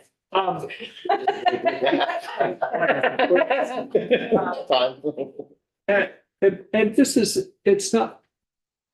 I'm not, you don't have to sell me on the concept of tips, right? And that whole piece is fine.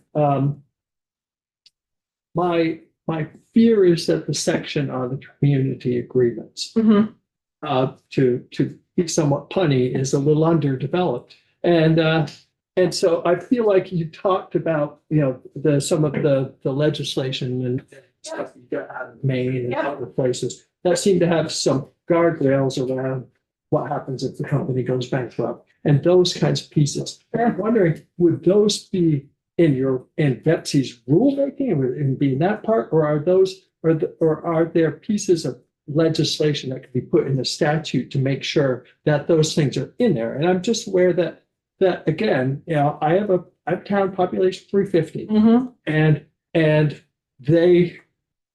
they're just so overworked that they don't have a head for that kind of thing. Sure. And so I want to make sure that there are guardrails on it for them, so they know that they need that in the contract. Yeah, so we could address that in rulemaking, and maybe say there must be a checklist. Maybe there's I'm just thinking back to my litigation days where I used to have, the litigants, unrepresented litigants would have forms that they could fill out, for like a probate court, right? And you basically check a bunch of boxes. It's very possible that we could come up with something like that. And I think, it sounds like from what we've heard today that might alleviate some of the concerns, and remove some of that burden from the administrators in our communities that might feel like they're not getting everything.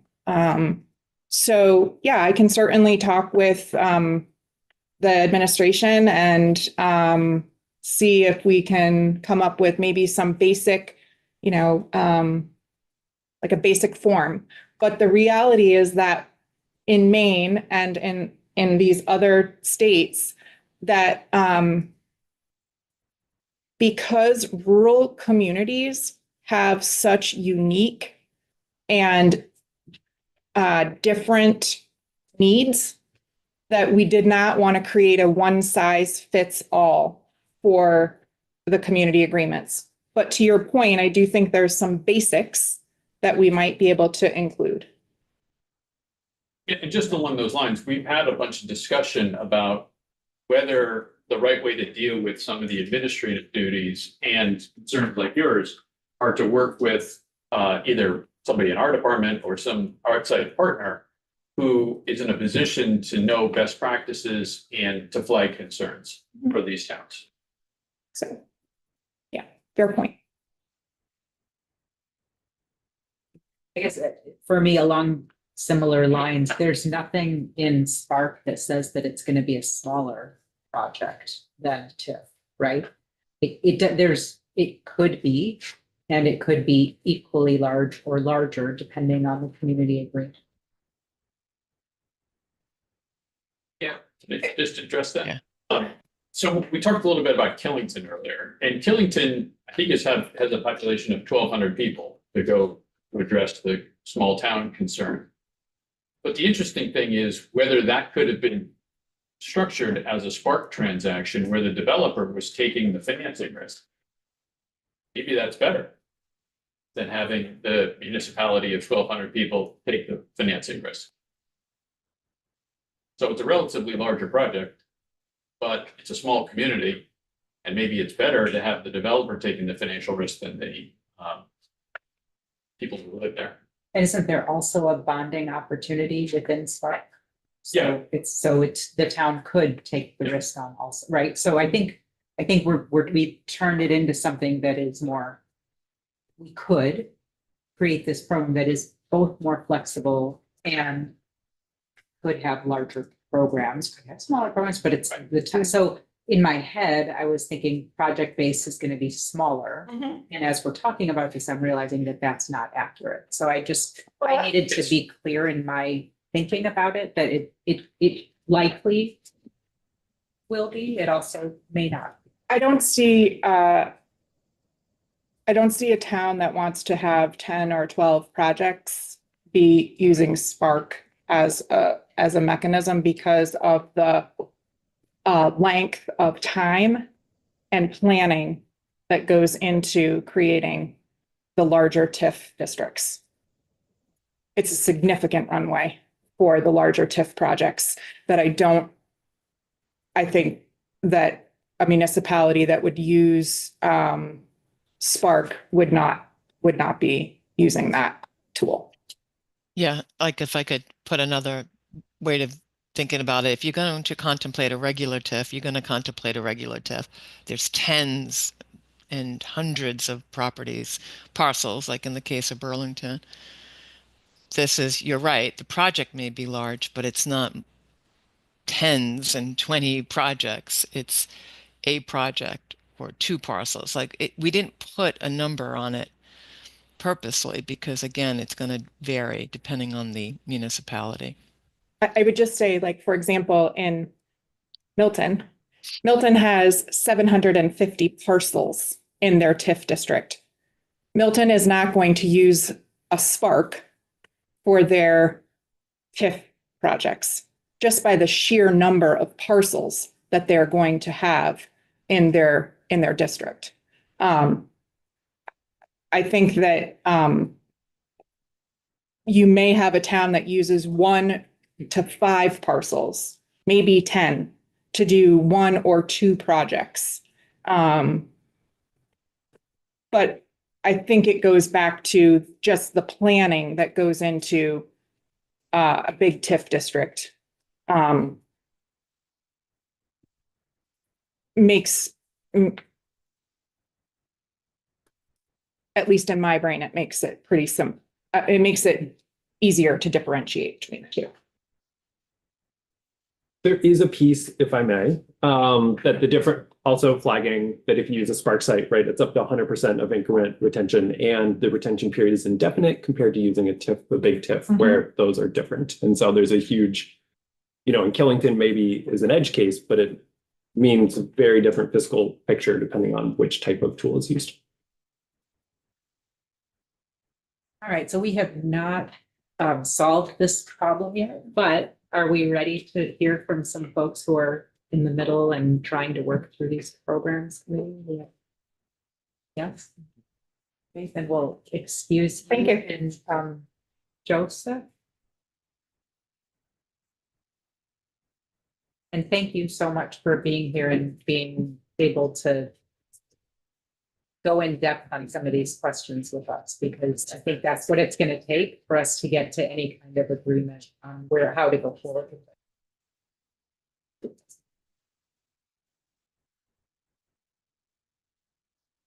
Hey, team. Thank you so much for coming in today. Oh, my pleasure. I was here anyway. How's your day going so far? If you could just state your name for the record. My name is Joseph Gunter. I'm the town manager of Fairhaven, Vermont. It's nice to hear my community is being talked about a little bit in a very positive way out here. So that's great. I guess I'll start with an introduction of myself and then kind of move on to what we've seen in Fairhaven, what we've lost for lack of opportunity around TIF districts, what we're doing, and then what we're working towards. So again, my name's Joe, town manager. If it matters, I have a master's degree in economics. I've spent a lot of time doing development work for the now defunct USAID, as well as Peace Corps. And I owned my own business back in Michigan. I was a mechanic, so I was boots on the ground back then. To talk about Fairhaven, I want to talk quickly about what we lost because we didn't have the opportunity that some folks do with TIF. I had a gentleman reach out to me. He had, I think it was 100 acres over on what we call the airport road, not far from the highway. He had a planned housing development and he was ready to go. He had the plans, he had a contractor, he had the land. But when he came to the town and said, well, what can you do for us? You know, we want to put this in. My town said, nothing. We'll support you. If you need a grant, we'll try to get one of those for you. Water and sewer's right there. But other than that, you know, we'll pat you on the back and say good luck to you. And that's not surprising for a small town. My community's 3,000 people. We don't have $4 million to drop on roads and lights and expanding that water line. So it wasn't surprising. And that was back when we still had some ARPA funds left. You know, towns just are not ready to drop a whole bunch of cash, their own cash in the bank, because we're just a small community. We can afford it. So that project, that gentleman ended up selling part of his land off to Green Mountain Power. They put on a what do you call it, a substation, which that's great. It adds a little bit of tax revenue to us. It doesn't solve our housing problem, doesn't solve the housing crisis. But it does bring us more three-phase power. Great. So that's what we lost. What Fairhaven's doing though, but what you'll see when you come to talk to me or the board is we're not just hanging out for what are we calling it, the but for. Somebody's going to come help us. Somebody's going to come develop Fairhaven for us. No, they're not. There's not a but for in my community. The only people that are going to help us are us. And the only way we can do that is with tools that are provided by the legislature. And that's where the TIF and the Spark come in. Had I had TIF or Spark, I would have a 700 unit housing project going in next year. But I don't. Because there is no but for. The housing's not coming. We're the only ones helping ourselves. What Fairhaven is doing, because we understand that nobody's coming to help us, is we are redoing that zoning. You know, we're trying to expand or redo our subdivisions to make it easier for people to build. You know, these one-offs, we can get that, I think. Once our subdivision regs are set up, our one-offs are infill inside the village. We'll probably get a few homes built, but it's not going to solve our problems. We're also working, if you've heard anything about the Skyline plant, we're working to get a plant reoperationalized so that way we can actually, once we get subdivision rules set up, we have land available. We're working on the Skyline project then that will build those homes to go in that infill, right? So we're working towards, it's a holistic approach. As an aside, there's not just going to be a silver bullet. TIF's not our silver bullet. My housing project's not a silver bullet. My subdivision's not a silver bullet. We're going to have to combine, all of us are going to have to combine these things to fix our problem. Then the third thing Fairhaven is doing is they sent me here to talk to you. TIF is going to be an invaluable tool. Spark is going to be an invaluable tool for our community. It will unlock that cash that's available for future development to allow us to build that road. To come to a developer, the developer is going to come to us, which we've seen, and said, "Town, what are you going to invest?" And then I can say, we can put in a TIF to a Spark district. Nobody's coming unless I can put something on the table, and I got nothing to give them. Developers, all small towns. We don't have anything to give these people, so they're not going to come develop. And that's where Spark is going to come into play. Did I miss anything? Okay, that's my spiel. Questions for Joe? Can I hear a little bit more about the issue of the status quo? You said we don't have any tool, we can't do anything to give them. What challenges would that housing have solved? Can you tell me more about what's happening in Fairhaven that such a development would have provided, would have helped with? Sure.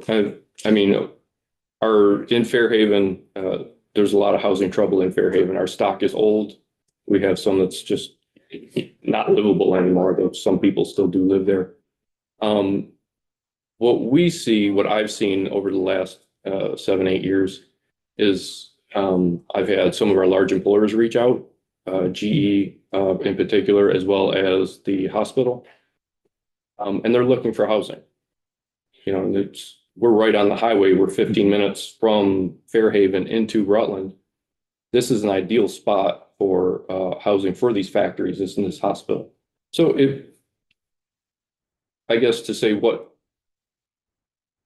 does that housing development, what problem does that fix? I guess it, beyond helping with our housing, our lack of housing, it also helps with our grand list. It would help bring down my tax rate because we have an extremely high tax rate in Fairhaven. Property values have gone down, and population has gone out. So it fixes a few problems. It's important context. I appreciate it. Yeah. Other questions? Can you remind me, what's the population of Fairhaven, and also talk about what you have for administrative staff in the town office? Sure. So and I'm thinking, whether you have the capability of managing such a thing. Yeah, that kind of thing. And I'm thinking of other towns too. Sure. So population is 2,700 about.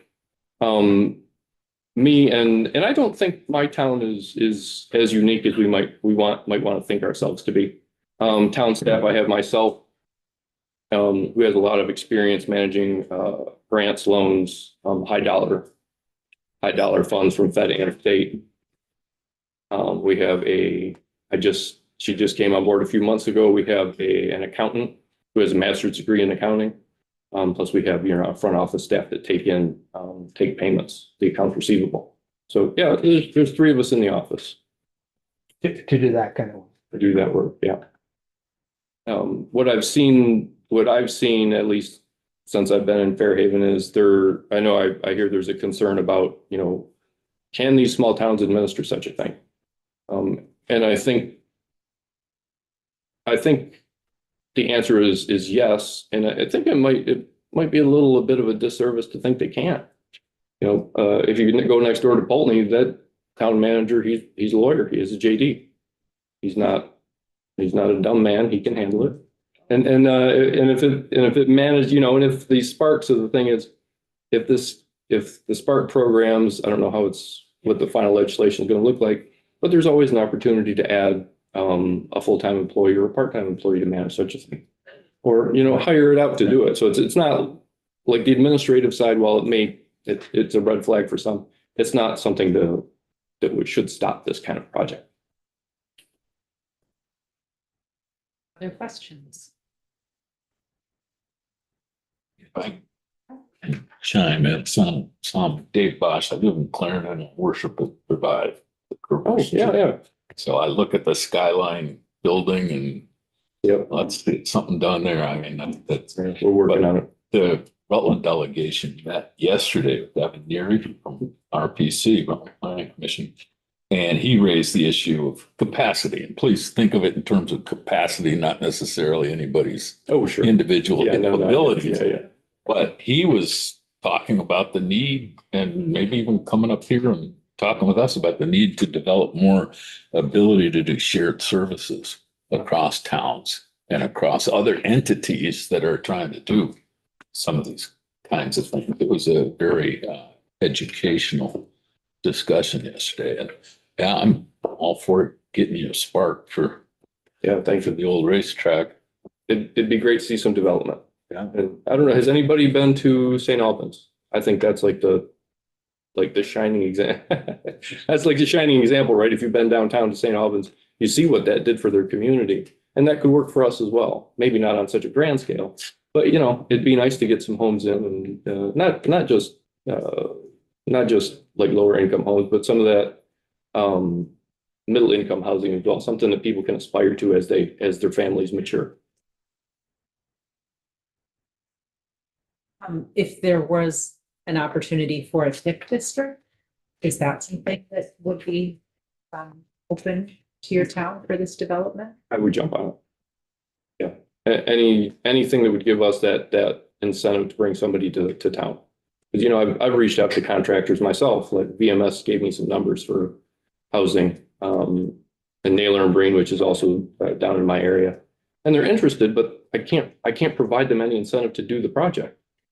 Except say you can buy that land and build that house, but you know they don't care. They know that. So, yeah. That's another question. So thank you so much. You make it too easy for me. We really appreciate just hearing directly from you. Okay. Okay, see you later. Gary Fox, are you still here? Yes, yeah. It's been a Gary. fascinating and informative discussion. Development Director in the town of Rockingham, here with the municipal manager, Scott Pickup. And so in part of the discussion, just before getting into, I don't know if you put the slides up during the presenting our scenario, but before that, just regarding the administrative burden. So probably 5 years ago, when we had completed, folks were mentioning earlier in the hearing, the Robertson Paper Company, a BERA project with Vermont DEC. We were looking at that whole area. It's in a 30-acre multiple resource area on the National Register of Historic Places. It was all paper mills and one farm machine mill. And so we looked at how other communities had done it. St. Albans, Bennington was in the process of an area-wide plan. There was a downtown historic preservation conference in St. Johnsbury, and for St. Albans, Vermont Community Development Association just last month had their winter conference there. And what I noticed in all the situations, those communities are all about the same size. So downtown Bennington around 8,700. Folks mentioned Milton. I hadn't seen the Milton situation, but they're over 10,000 population. St. Albans, 7,000 to 8,000. And I was surprised at, because Rockingham is just under 5,000, but the size of the downtowns and the number of staff in the community. So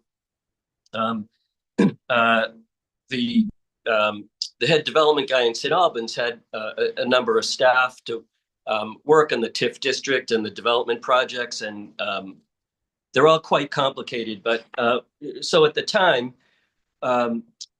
called David White, this is probably 5 years ago, to talk about the process for TIF districts and feasibility, and fairly daunting just in terms of the community aspects involved. And I mean, I've been involved in complicated facility projects with federal funds, with a Connecticut River Transit facility, and working with a town to purchase the property, and the administrative complications of like Davis-Bacon wages, and just all the pieces that go along with it, and working through VTrans. And those are all totally manageable with construction folks and owners reps, but the amount of complications in the TIF district. So for example, right now in town, we have an intermodal facility development project that has a little bit of complication. And just so someone was talking about the downtown developments and that there was some brownfields in them. Every single project around Bellows Falls, tons of contamination, whether it's dry cleaners, gas stations, paper mills, machine mills, everything has contamination with it. And that's an opportunity to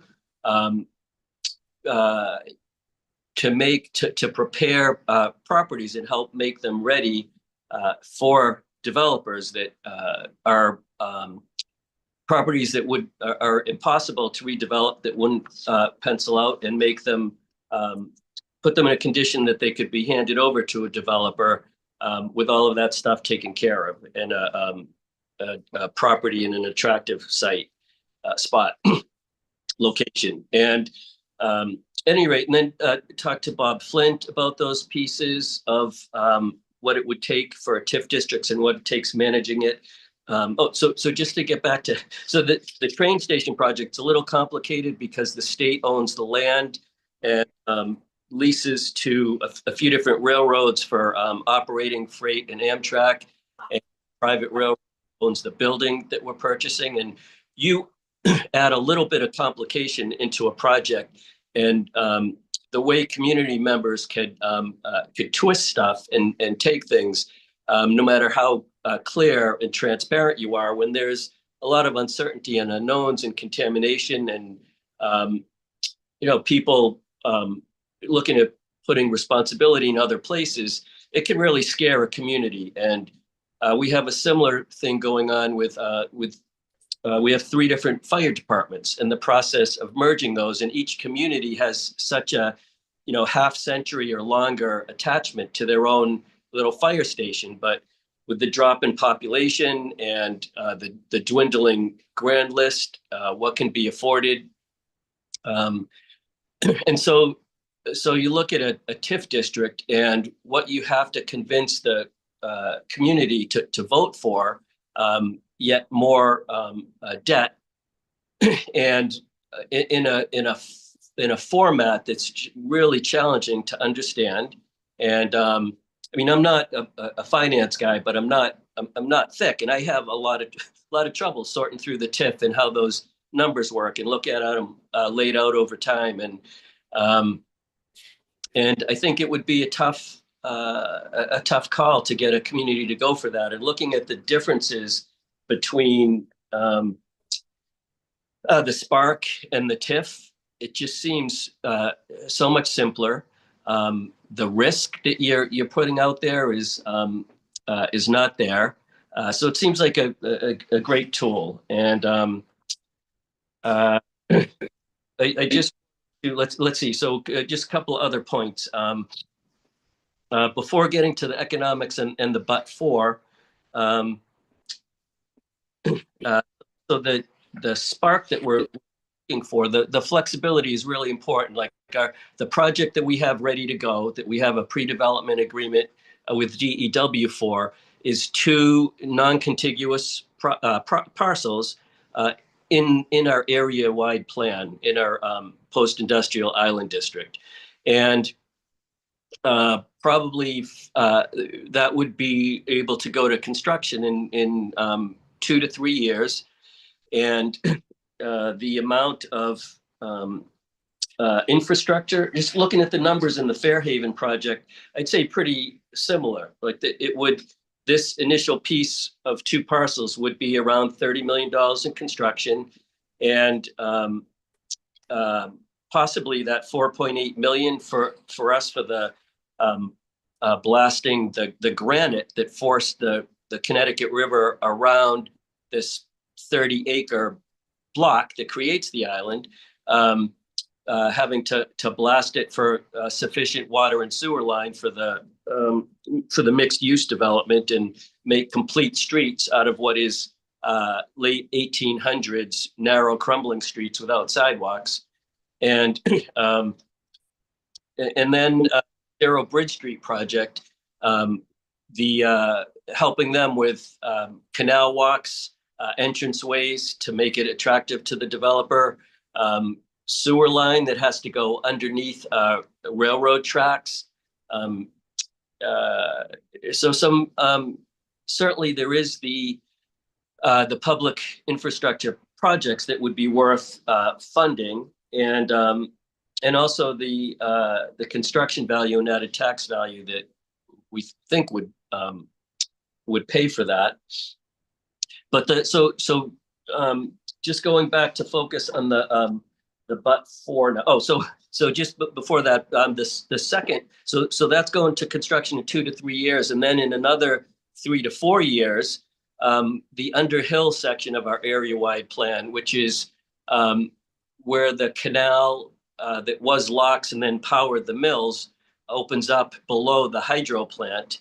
That piece would involve a 3-story facility that includes a parking garage, some tough to manage vehicular like road access to this area, where there's some industrial buildings that can still be saved, barely. One is one of the first sites of International Paper, where William Russell, who was the first president of International Paper, one of the buildings was his building, the Russell building, that's still one of the few buildings still standing, mill buildings in Bellows Falls, that can be saved. And but that area, the opportunity to replace all of the parking that we're taking up with the mixed-use buildings in the Island District, and have that all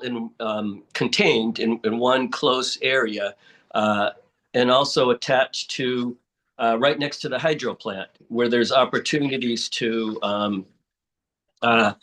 Scott had produced this RFP that's out there for Open AI for Stargate, where there's an opportunity to build that infrastructure. We have some deeds that have free power from the hydro plant. They're looking for land and power.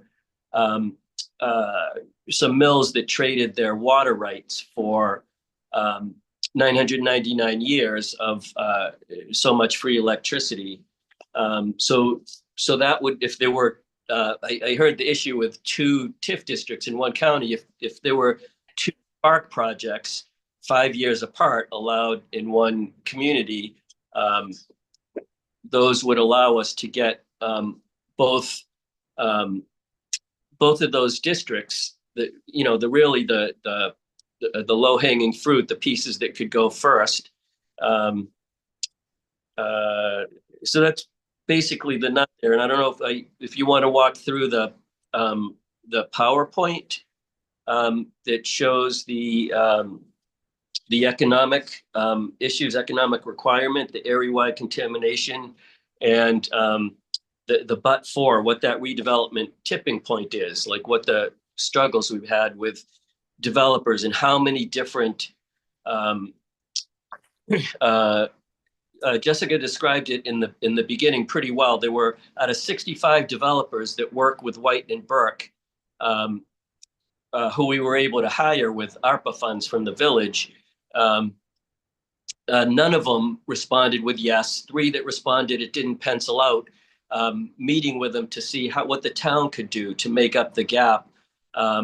Only one, DEW, bit on a complicated piece that would be a new market tax credit project where the 2 parcels are symbiotic with each other and meet. We spoke with New Market, the CDOs that allocate the new market tax credits, and they really like the combo of the commercial enclosed manufacturing on the Robertson site and the mixed use building on Zero Bridge Street that the town is cleaning up now and will donate to the project. But still, with all those pieces, Wyndham Windsor Housing Trust does a great job of building the low income housing units.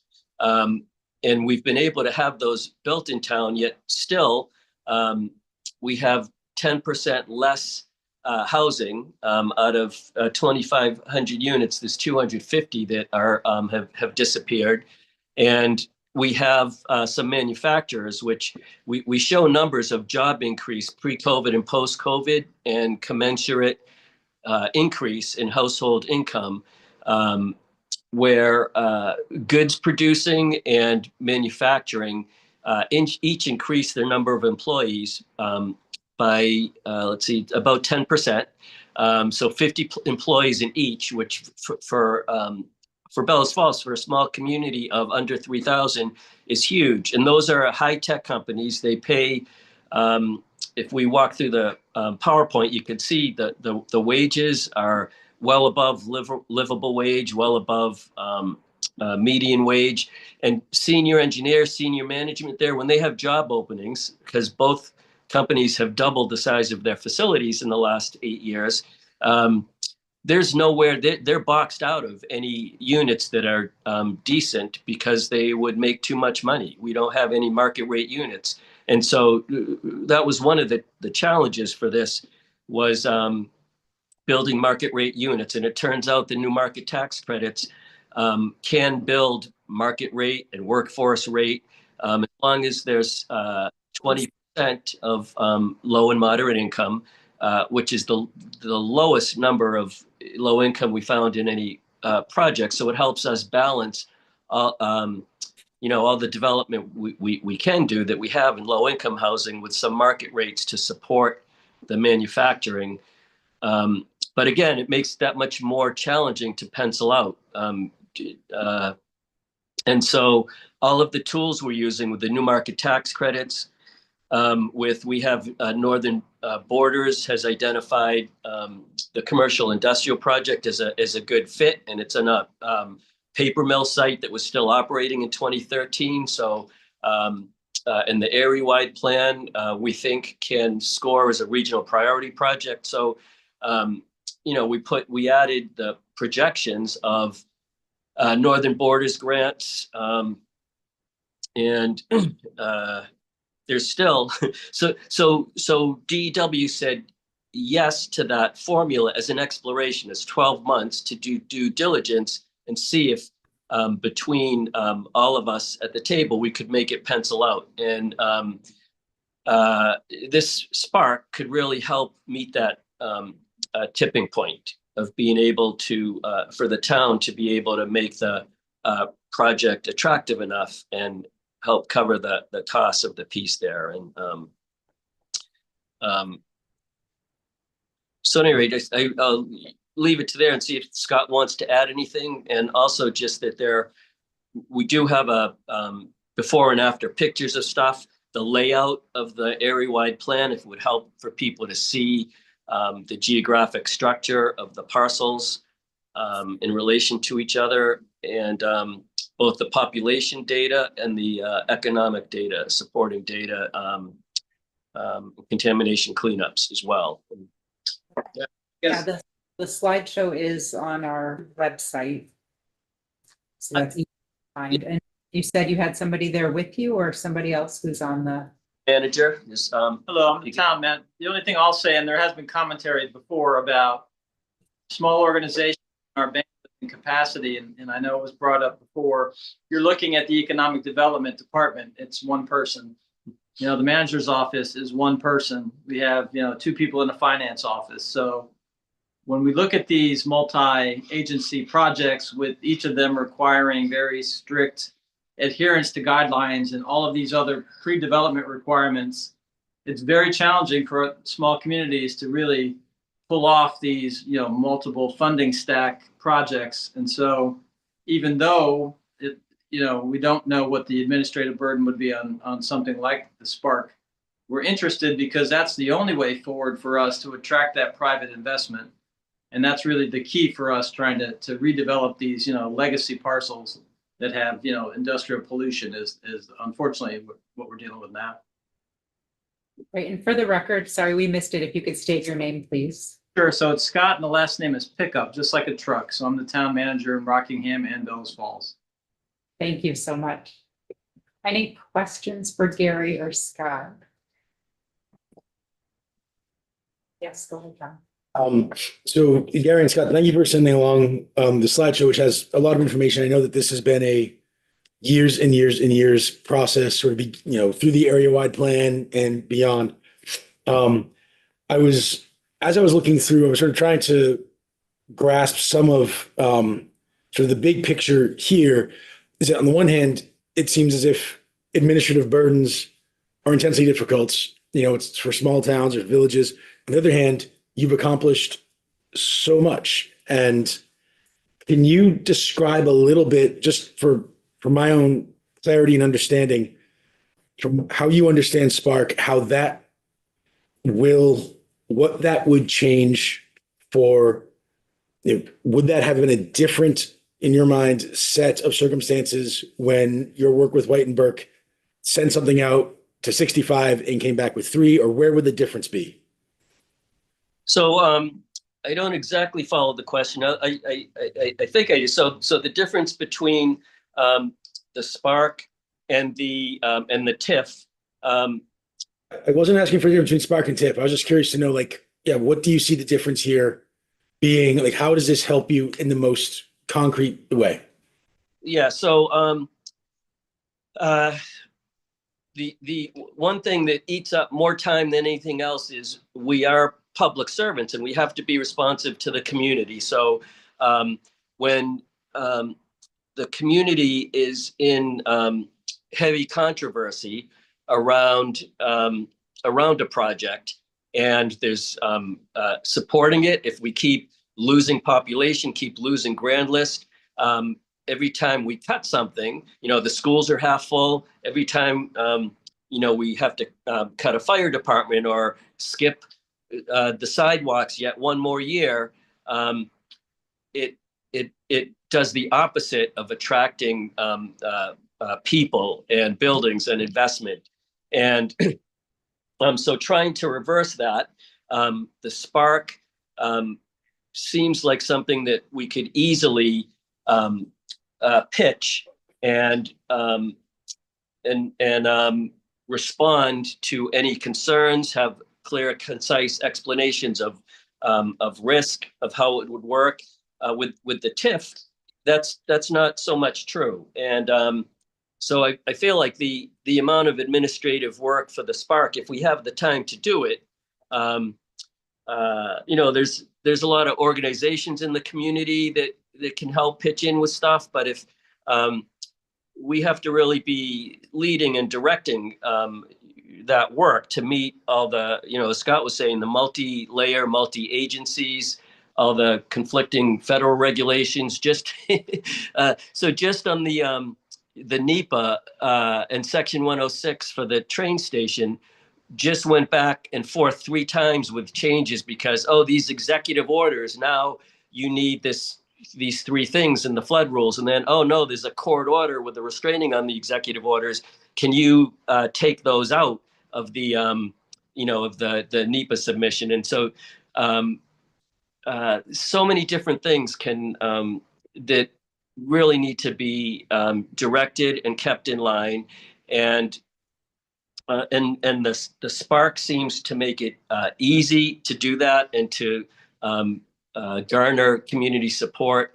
The TIF seems like it would create more controversy, be hard to pitch in terms of risk, and how much we're already asking the community for to turn things around with the area-wide plan investment. With the train station project. But I guess the issue I see with developers is, you look at the per unit cost in the Fairhaven thing, and they have $870,000 per unit. 2 years ago, with the housing crisis, and VHFA came around and did great presentations of what money they were putting in, what incentives, what assistive financing, and they were showing that the past year it cost $300,000 per unit for the low income housing projects redevelopment, and that matched what our Bellows Falls Garage project was over $300,000 per unit. But their projection for the current year was $400,000 per unit, and the next year, which is the year that we're now in, was $700,000 per unit. And you see the projections on Fairhaven is $870,000 per unit, And boy, when the first thing I remember seeing, just a commercial kitchen incubator that we have here needing to have some maintenance done during that time period, that the $15 piece of plywood was all of a sudden $80 and $85. And so when you want a developer to build a project, when everyone in the state needs housing, and Bellows Falls has traditionally been some of the lowest real estate values, highest percentage of 66% low income in Bellows Falls, and the ability to pay rents that, high energy burden, high cost burden. So the types of rents you can get not being that high. And then when there's so many places in the state that might be more attractive for a developer to go to with the same types of incentives. And when we are lacking market rate housing, which I don't know how other communities have found trying to build market rate housing, but in this construction climate, that was the piece with the 0 out of 65 developers could do.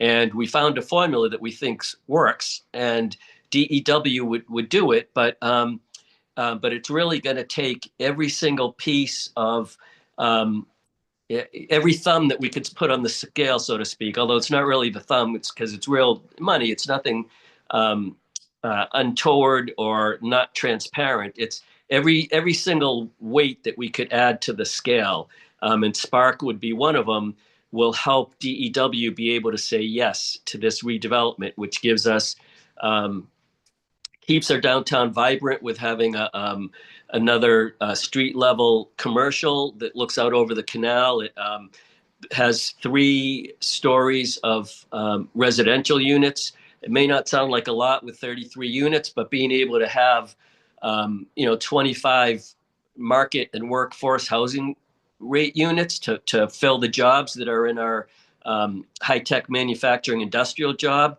will attract people and help change the mix of the 66% low income, help blend that mix. Like they always say, when we're building a project, we want to have mixed incomes. We've learned that it doesn't work to have all low income in one part of town and all high income in another. We want a building to be mixed income. And how can you do that if you can't have market rate and workforce housing? And so part of the thing that the presentation shows is how much we've lost in population.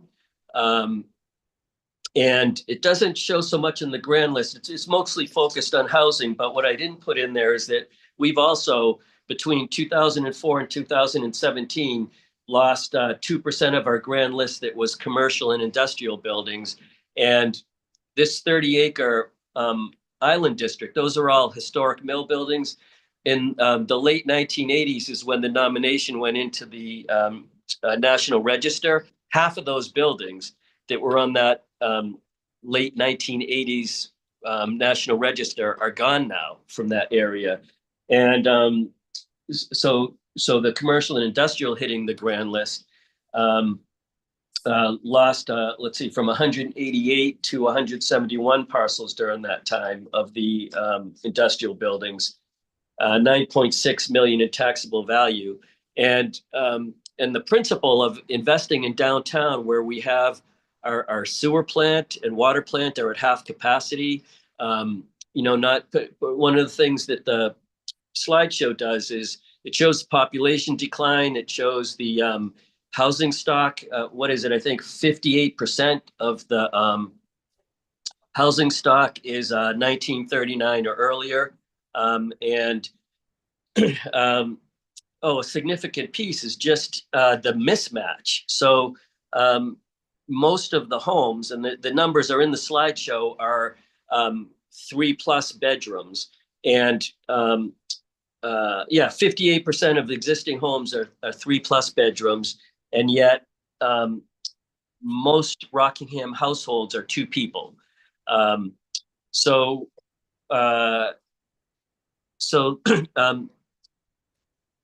so that's a piece of it to kind of change the formula. The other piece that starts to change the formula is that pre-COVID and post-COVID, the Bellows Falls was at the bottom of the average median wage for Windham County. It's now above the average median wage for Windham County. The work we've been doing over the past 5 years, 6 years, plus COVID impacts have really turned that piece around, so that we think people will be able to afford the wages, plus attracting the higher level wages. But boy, it's just so tough to if you look at this, there's this place called Urban 3 out of Asheville, North Carolina, and the guy Joe Manicazzi does these great. He's got a 500 slide PowerPoint, and hundreds of communities around the country where he's done studies from the late 1800s to today of how they invested over time. Population grew, they built out roads, power, water and sewer pipes.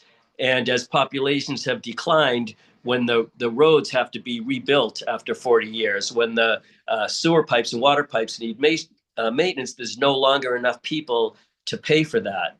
And so one of the slides, and Jacob Hemrick, who's in the Vermont Department of Housing and Community Development, he presented some of that stuff in the VHFA presentations about the difference between investing in a downtown center where there's public infrastructure. And you guys in the legislature and the state have done a great job of really incentivizing building in the downtowns.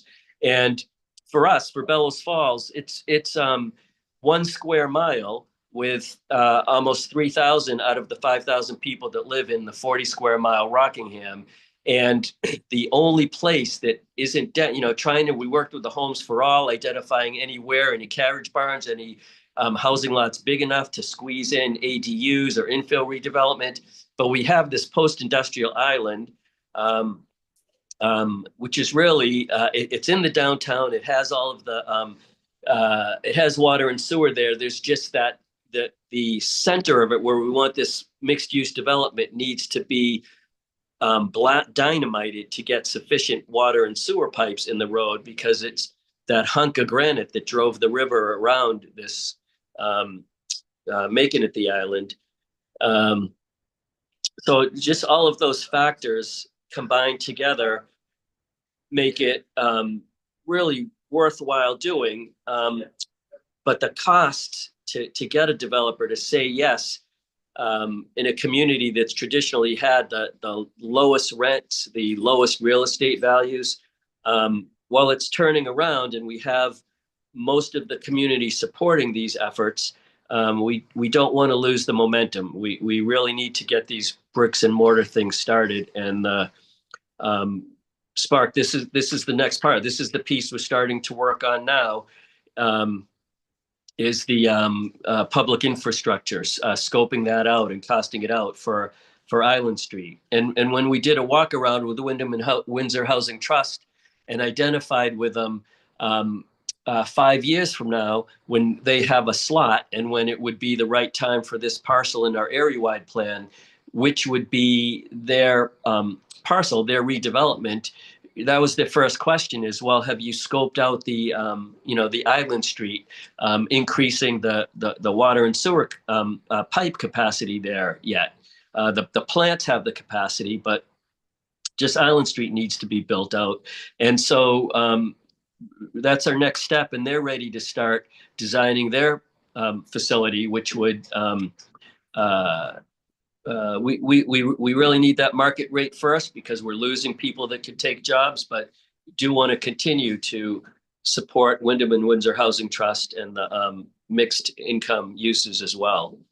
So I don't know if that helps explain it, but getting a developer here, there hasn't been private development investment other than in the industrial parks where the successful high-tech companies have been able to double their facilities no other private investment. We've been going whole hog, so to speak, with the public investment, with the train station, a $4 or $5.5 million project. And we have a federal CRISI grant that gets us close to a couple of million. We have a Northern Borders grant. All of them require match, and the community has stepped up and voted yes for funds to contribute to it. But because it's so much public investment and there's the amount of taxpayer funds needed to leverage for that. And then this island, Scott just mentioned the bridges. So right now, why have we had this Robertson Paper Barra site, this great industrial open field completed at the end of 2019? Why is it still barren? Well, one company that BDCC brought here that was ready to go had to turn away because their business depended on their pipeline was resorts and travel, which all shut down in 2020. But the other thing is that on this island, one bridge has been closed since 2009. Another of the three bridges is falling into the canal and is posted. So the Greyhound buses and tour buses that come to the Waypoint Visitor Center can't go over that bridge. And then the third bridge that they do go over is listed unsafe for years with VTrans.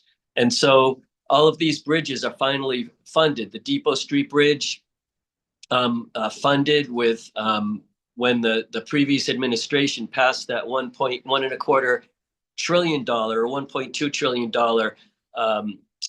infrastructure act, whatever that number was, it was twice what had ever been done before. And all these bridges that every state always had to drop off the bottom of the list are now funded. So the bridge has been closed since 2009, is 92.5% owned by New Hampshire. And New Hampshire DOT, it would always be on their 10-year plan in the 10th year. And a new plan would come out and it dropped off. And then we'd go to our congressional delegation. Next year it would be back on 10 years out, but it never was funded.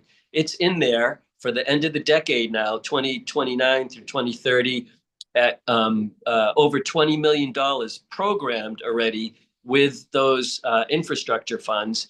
And the Depot Street Bridge, VTrans, has designed it, moved it to a new off-alignment bridge, which we know they hate to do new bridges instead of repairing the old ones. But the old one, it's the late 1800s small vehicles. The Greyhound buses get wheels hung up on the corner. It's a sharper than 90-degree turn, and they have to drive on the lawn of the houses across the way and the sidewalk. So so there's the $20 million for the Vilas Bridge, mostly New Hampshire DOT, and then $15 million for the Depot Street Bridge from VTrans.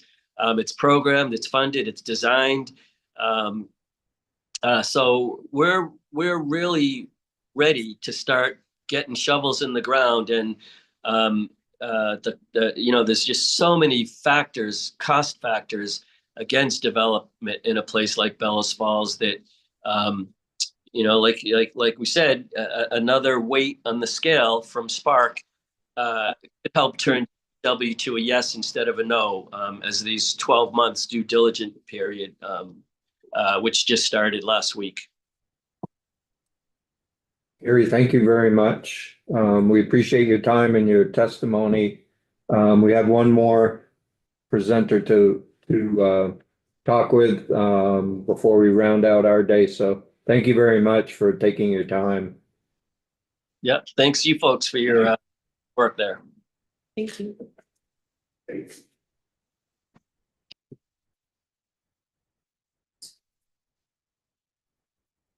afternoon. Good afternoon. Thanks for joining us. Thank you for having me. Jake Feldman, Tax Department. Nice to be in a new committee. I don't think I've ever testified in here. But I think we're talking about different ways to measure the grand list. Yes. Yes. And I'll say a couple things and then I guess I could respond to questions. But there's a lot of ways to measure the grand list. And one of the main ways that we do it for education tax modeling is measuring fair market value of all property. Because in Vermont, through CLAs, which maybe you've heard of, we try to tax property owners based on the fair market value of their property. That has been growing gangbusters lately. And that's from appreciation. Because houses that maybe and other properties that are listed in the grand list for something are selling for much more than that. So the state has a mathematical way to track that and to account for it through CLAs. So that's one thing.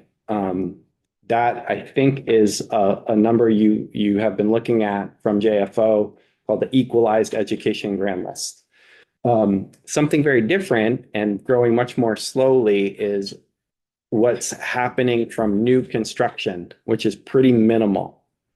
So right before Christmas, I sent a file to ACCD that had our best measurement of new construction by town over the prior 11 or 12 years. And you can kind of get a sense of how slow it's been, better in some places than others, but pretty slow. So that is really just how much value has been added by town from new construction. And that's what we tried to focus in on. So two very different things: fast growing appreciation, no doubt, and slow growing new construction. So I think if you're trying to answer questions about, how much value has been added in Vermont from new construction, then that is the data that I tried to provide ACCD. And Representative Duke, you catered my wedding, so. Oh, sweet. See you. It was wonderful. It was great. Another happy customer. I'll get that snippet from YouTube.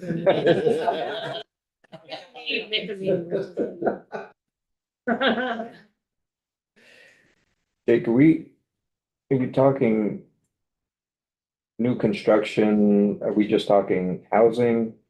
Or are we talking commercial as well, or? Anything. Okay. And in a TIF district, you could have both. Yeah.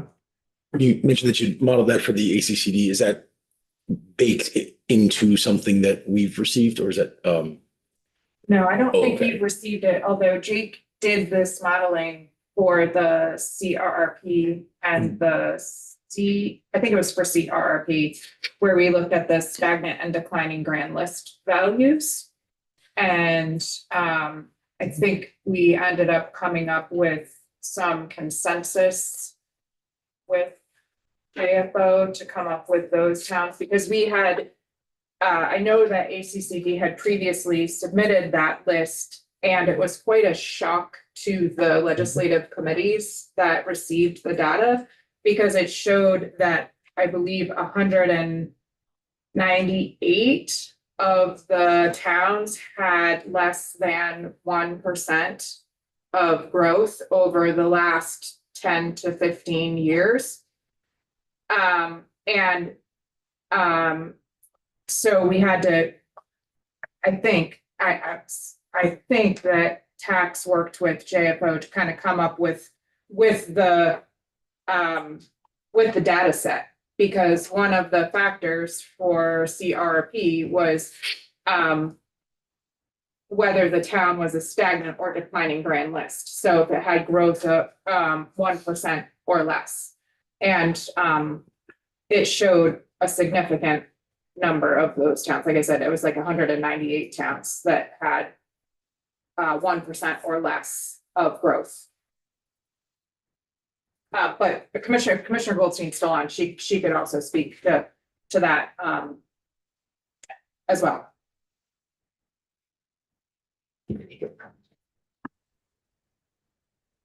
Hey, I had to take another call, but are you referring to the grand list growth in all the towns? Is that Yeah, and what Tex and Jake did with, I believe with JFO, and then you had presented that information in various, I think Senate Economic, perhaps, and maybe even in this committee when we were talking about the creation of CRRP and Yeah, the number of indeed. declining.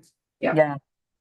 Yeah, I think what the work that Jake Feldman did was to see if there's a way to show the growth based on new construction, Right. which is of particular importance for us vis-a-vis trying to change that trajectory.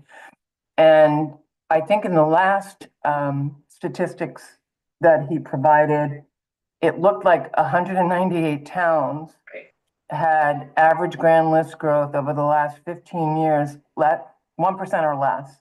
Right. Many are less than that number. 1% was actually considered good. So that's just a stunning number. It's something for us to reflect on. Like, you know, we're not growing. There is not too much growth. There's a subset of towns that are doing very, very well, and that's probably why the statewide number looked better, because it didn't take into consideration all the smaller towns that are really suffering. So that is kind of the impetus for us to continue to plug away, to come up with solutions and possible tweaks to our current programs so that we could grow grand list with new construction, not reappraisal or, you know, inflationary housing prices. What about, maybe for Jake though, what about towns that have huge tracts of land that are in current use that you're not gonna be able to develop anyway? How do we extrapolate from that too? So those towns aren't gonna grow, no matter what you do. I know I have a town, one of my towns, Newport Center, is just loaded, it's farmland and all their land is in current use and they're not gonna grow.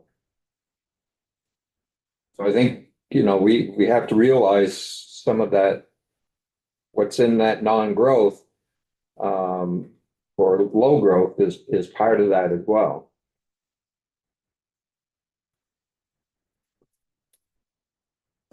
Just a question, that report, probably available online somewhere, or is there a link that we could have to see that?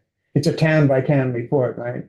We're always Yeah, interested in those. I think it might, I could look for it. I think we probably posted it at one point in one of the committees back in 21, maybe 2021.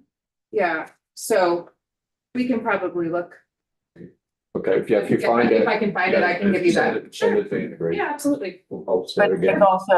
he also did a more up-to-date one that was from, well, you're right there, Jake. I don't know. It was like from 2023, looking backwards. Is that right? That sounds familiar. Yeah, 23, yeah. Yeah. If it's something, Jake, that you have available, if you could send it to us, that'd be great. Or. Yeah. Questions? I'm curious, as unbelievable as it is, there are a lot of towns that don't want to grow. And in fact, they're pretty happy that they haven't grown. Does this report take that into account? I mean, I've just done data work in support of ACCD. This was just the raw data. We are aware of towns. I think unfortunately Westford is an example of that. They had 100% of their water and wastewater, or I think it was a wastewater project that was funded, and their voters decided not to do it because they didn't want to grow. So, I mean, sure, you're always gonna have the fringe cases. But I think to what the Fairhaven town manager said, we shouldn't let the fringe cases impede our ability for other towns to take advantage of this tool. Right. We're not meant to mandate that any town will grow. It's just a question that the sheer numbers were so overwhelming, I would say. That's really what we're commenting and reflecting on. And yeah, and current use does play a role, but that's yeah, each town, really, we want this municipally driven so that they could determine their destiny and what they want and what they wish for their town to be. Questions? Just along those similar lines, are you seeing any conflict with the idea that there's a push towards development happening in larger towns and larger cities? And the idea that the Spark would be used for actually smaller, potentially used for like smaller towns and villages and more rural environments? Is there like a tension with our overall development plans as a state? Basically, if I could gander an answer here, but for years, the economic development programs have been critiqued that we don't do enough for the small rural towns. And so there is that tension that can't we tailor something that could be more applicable to a small town? And that's why we've scaled it down a bit so that a small town could reap the benefits as readily as what the larger towns have been able to do.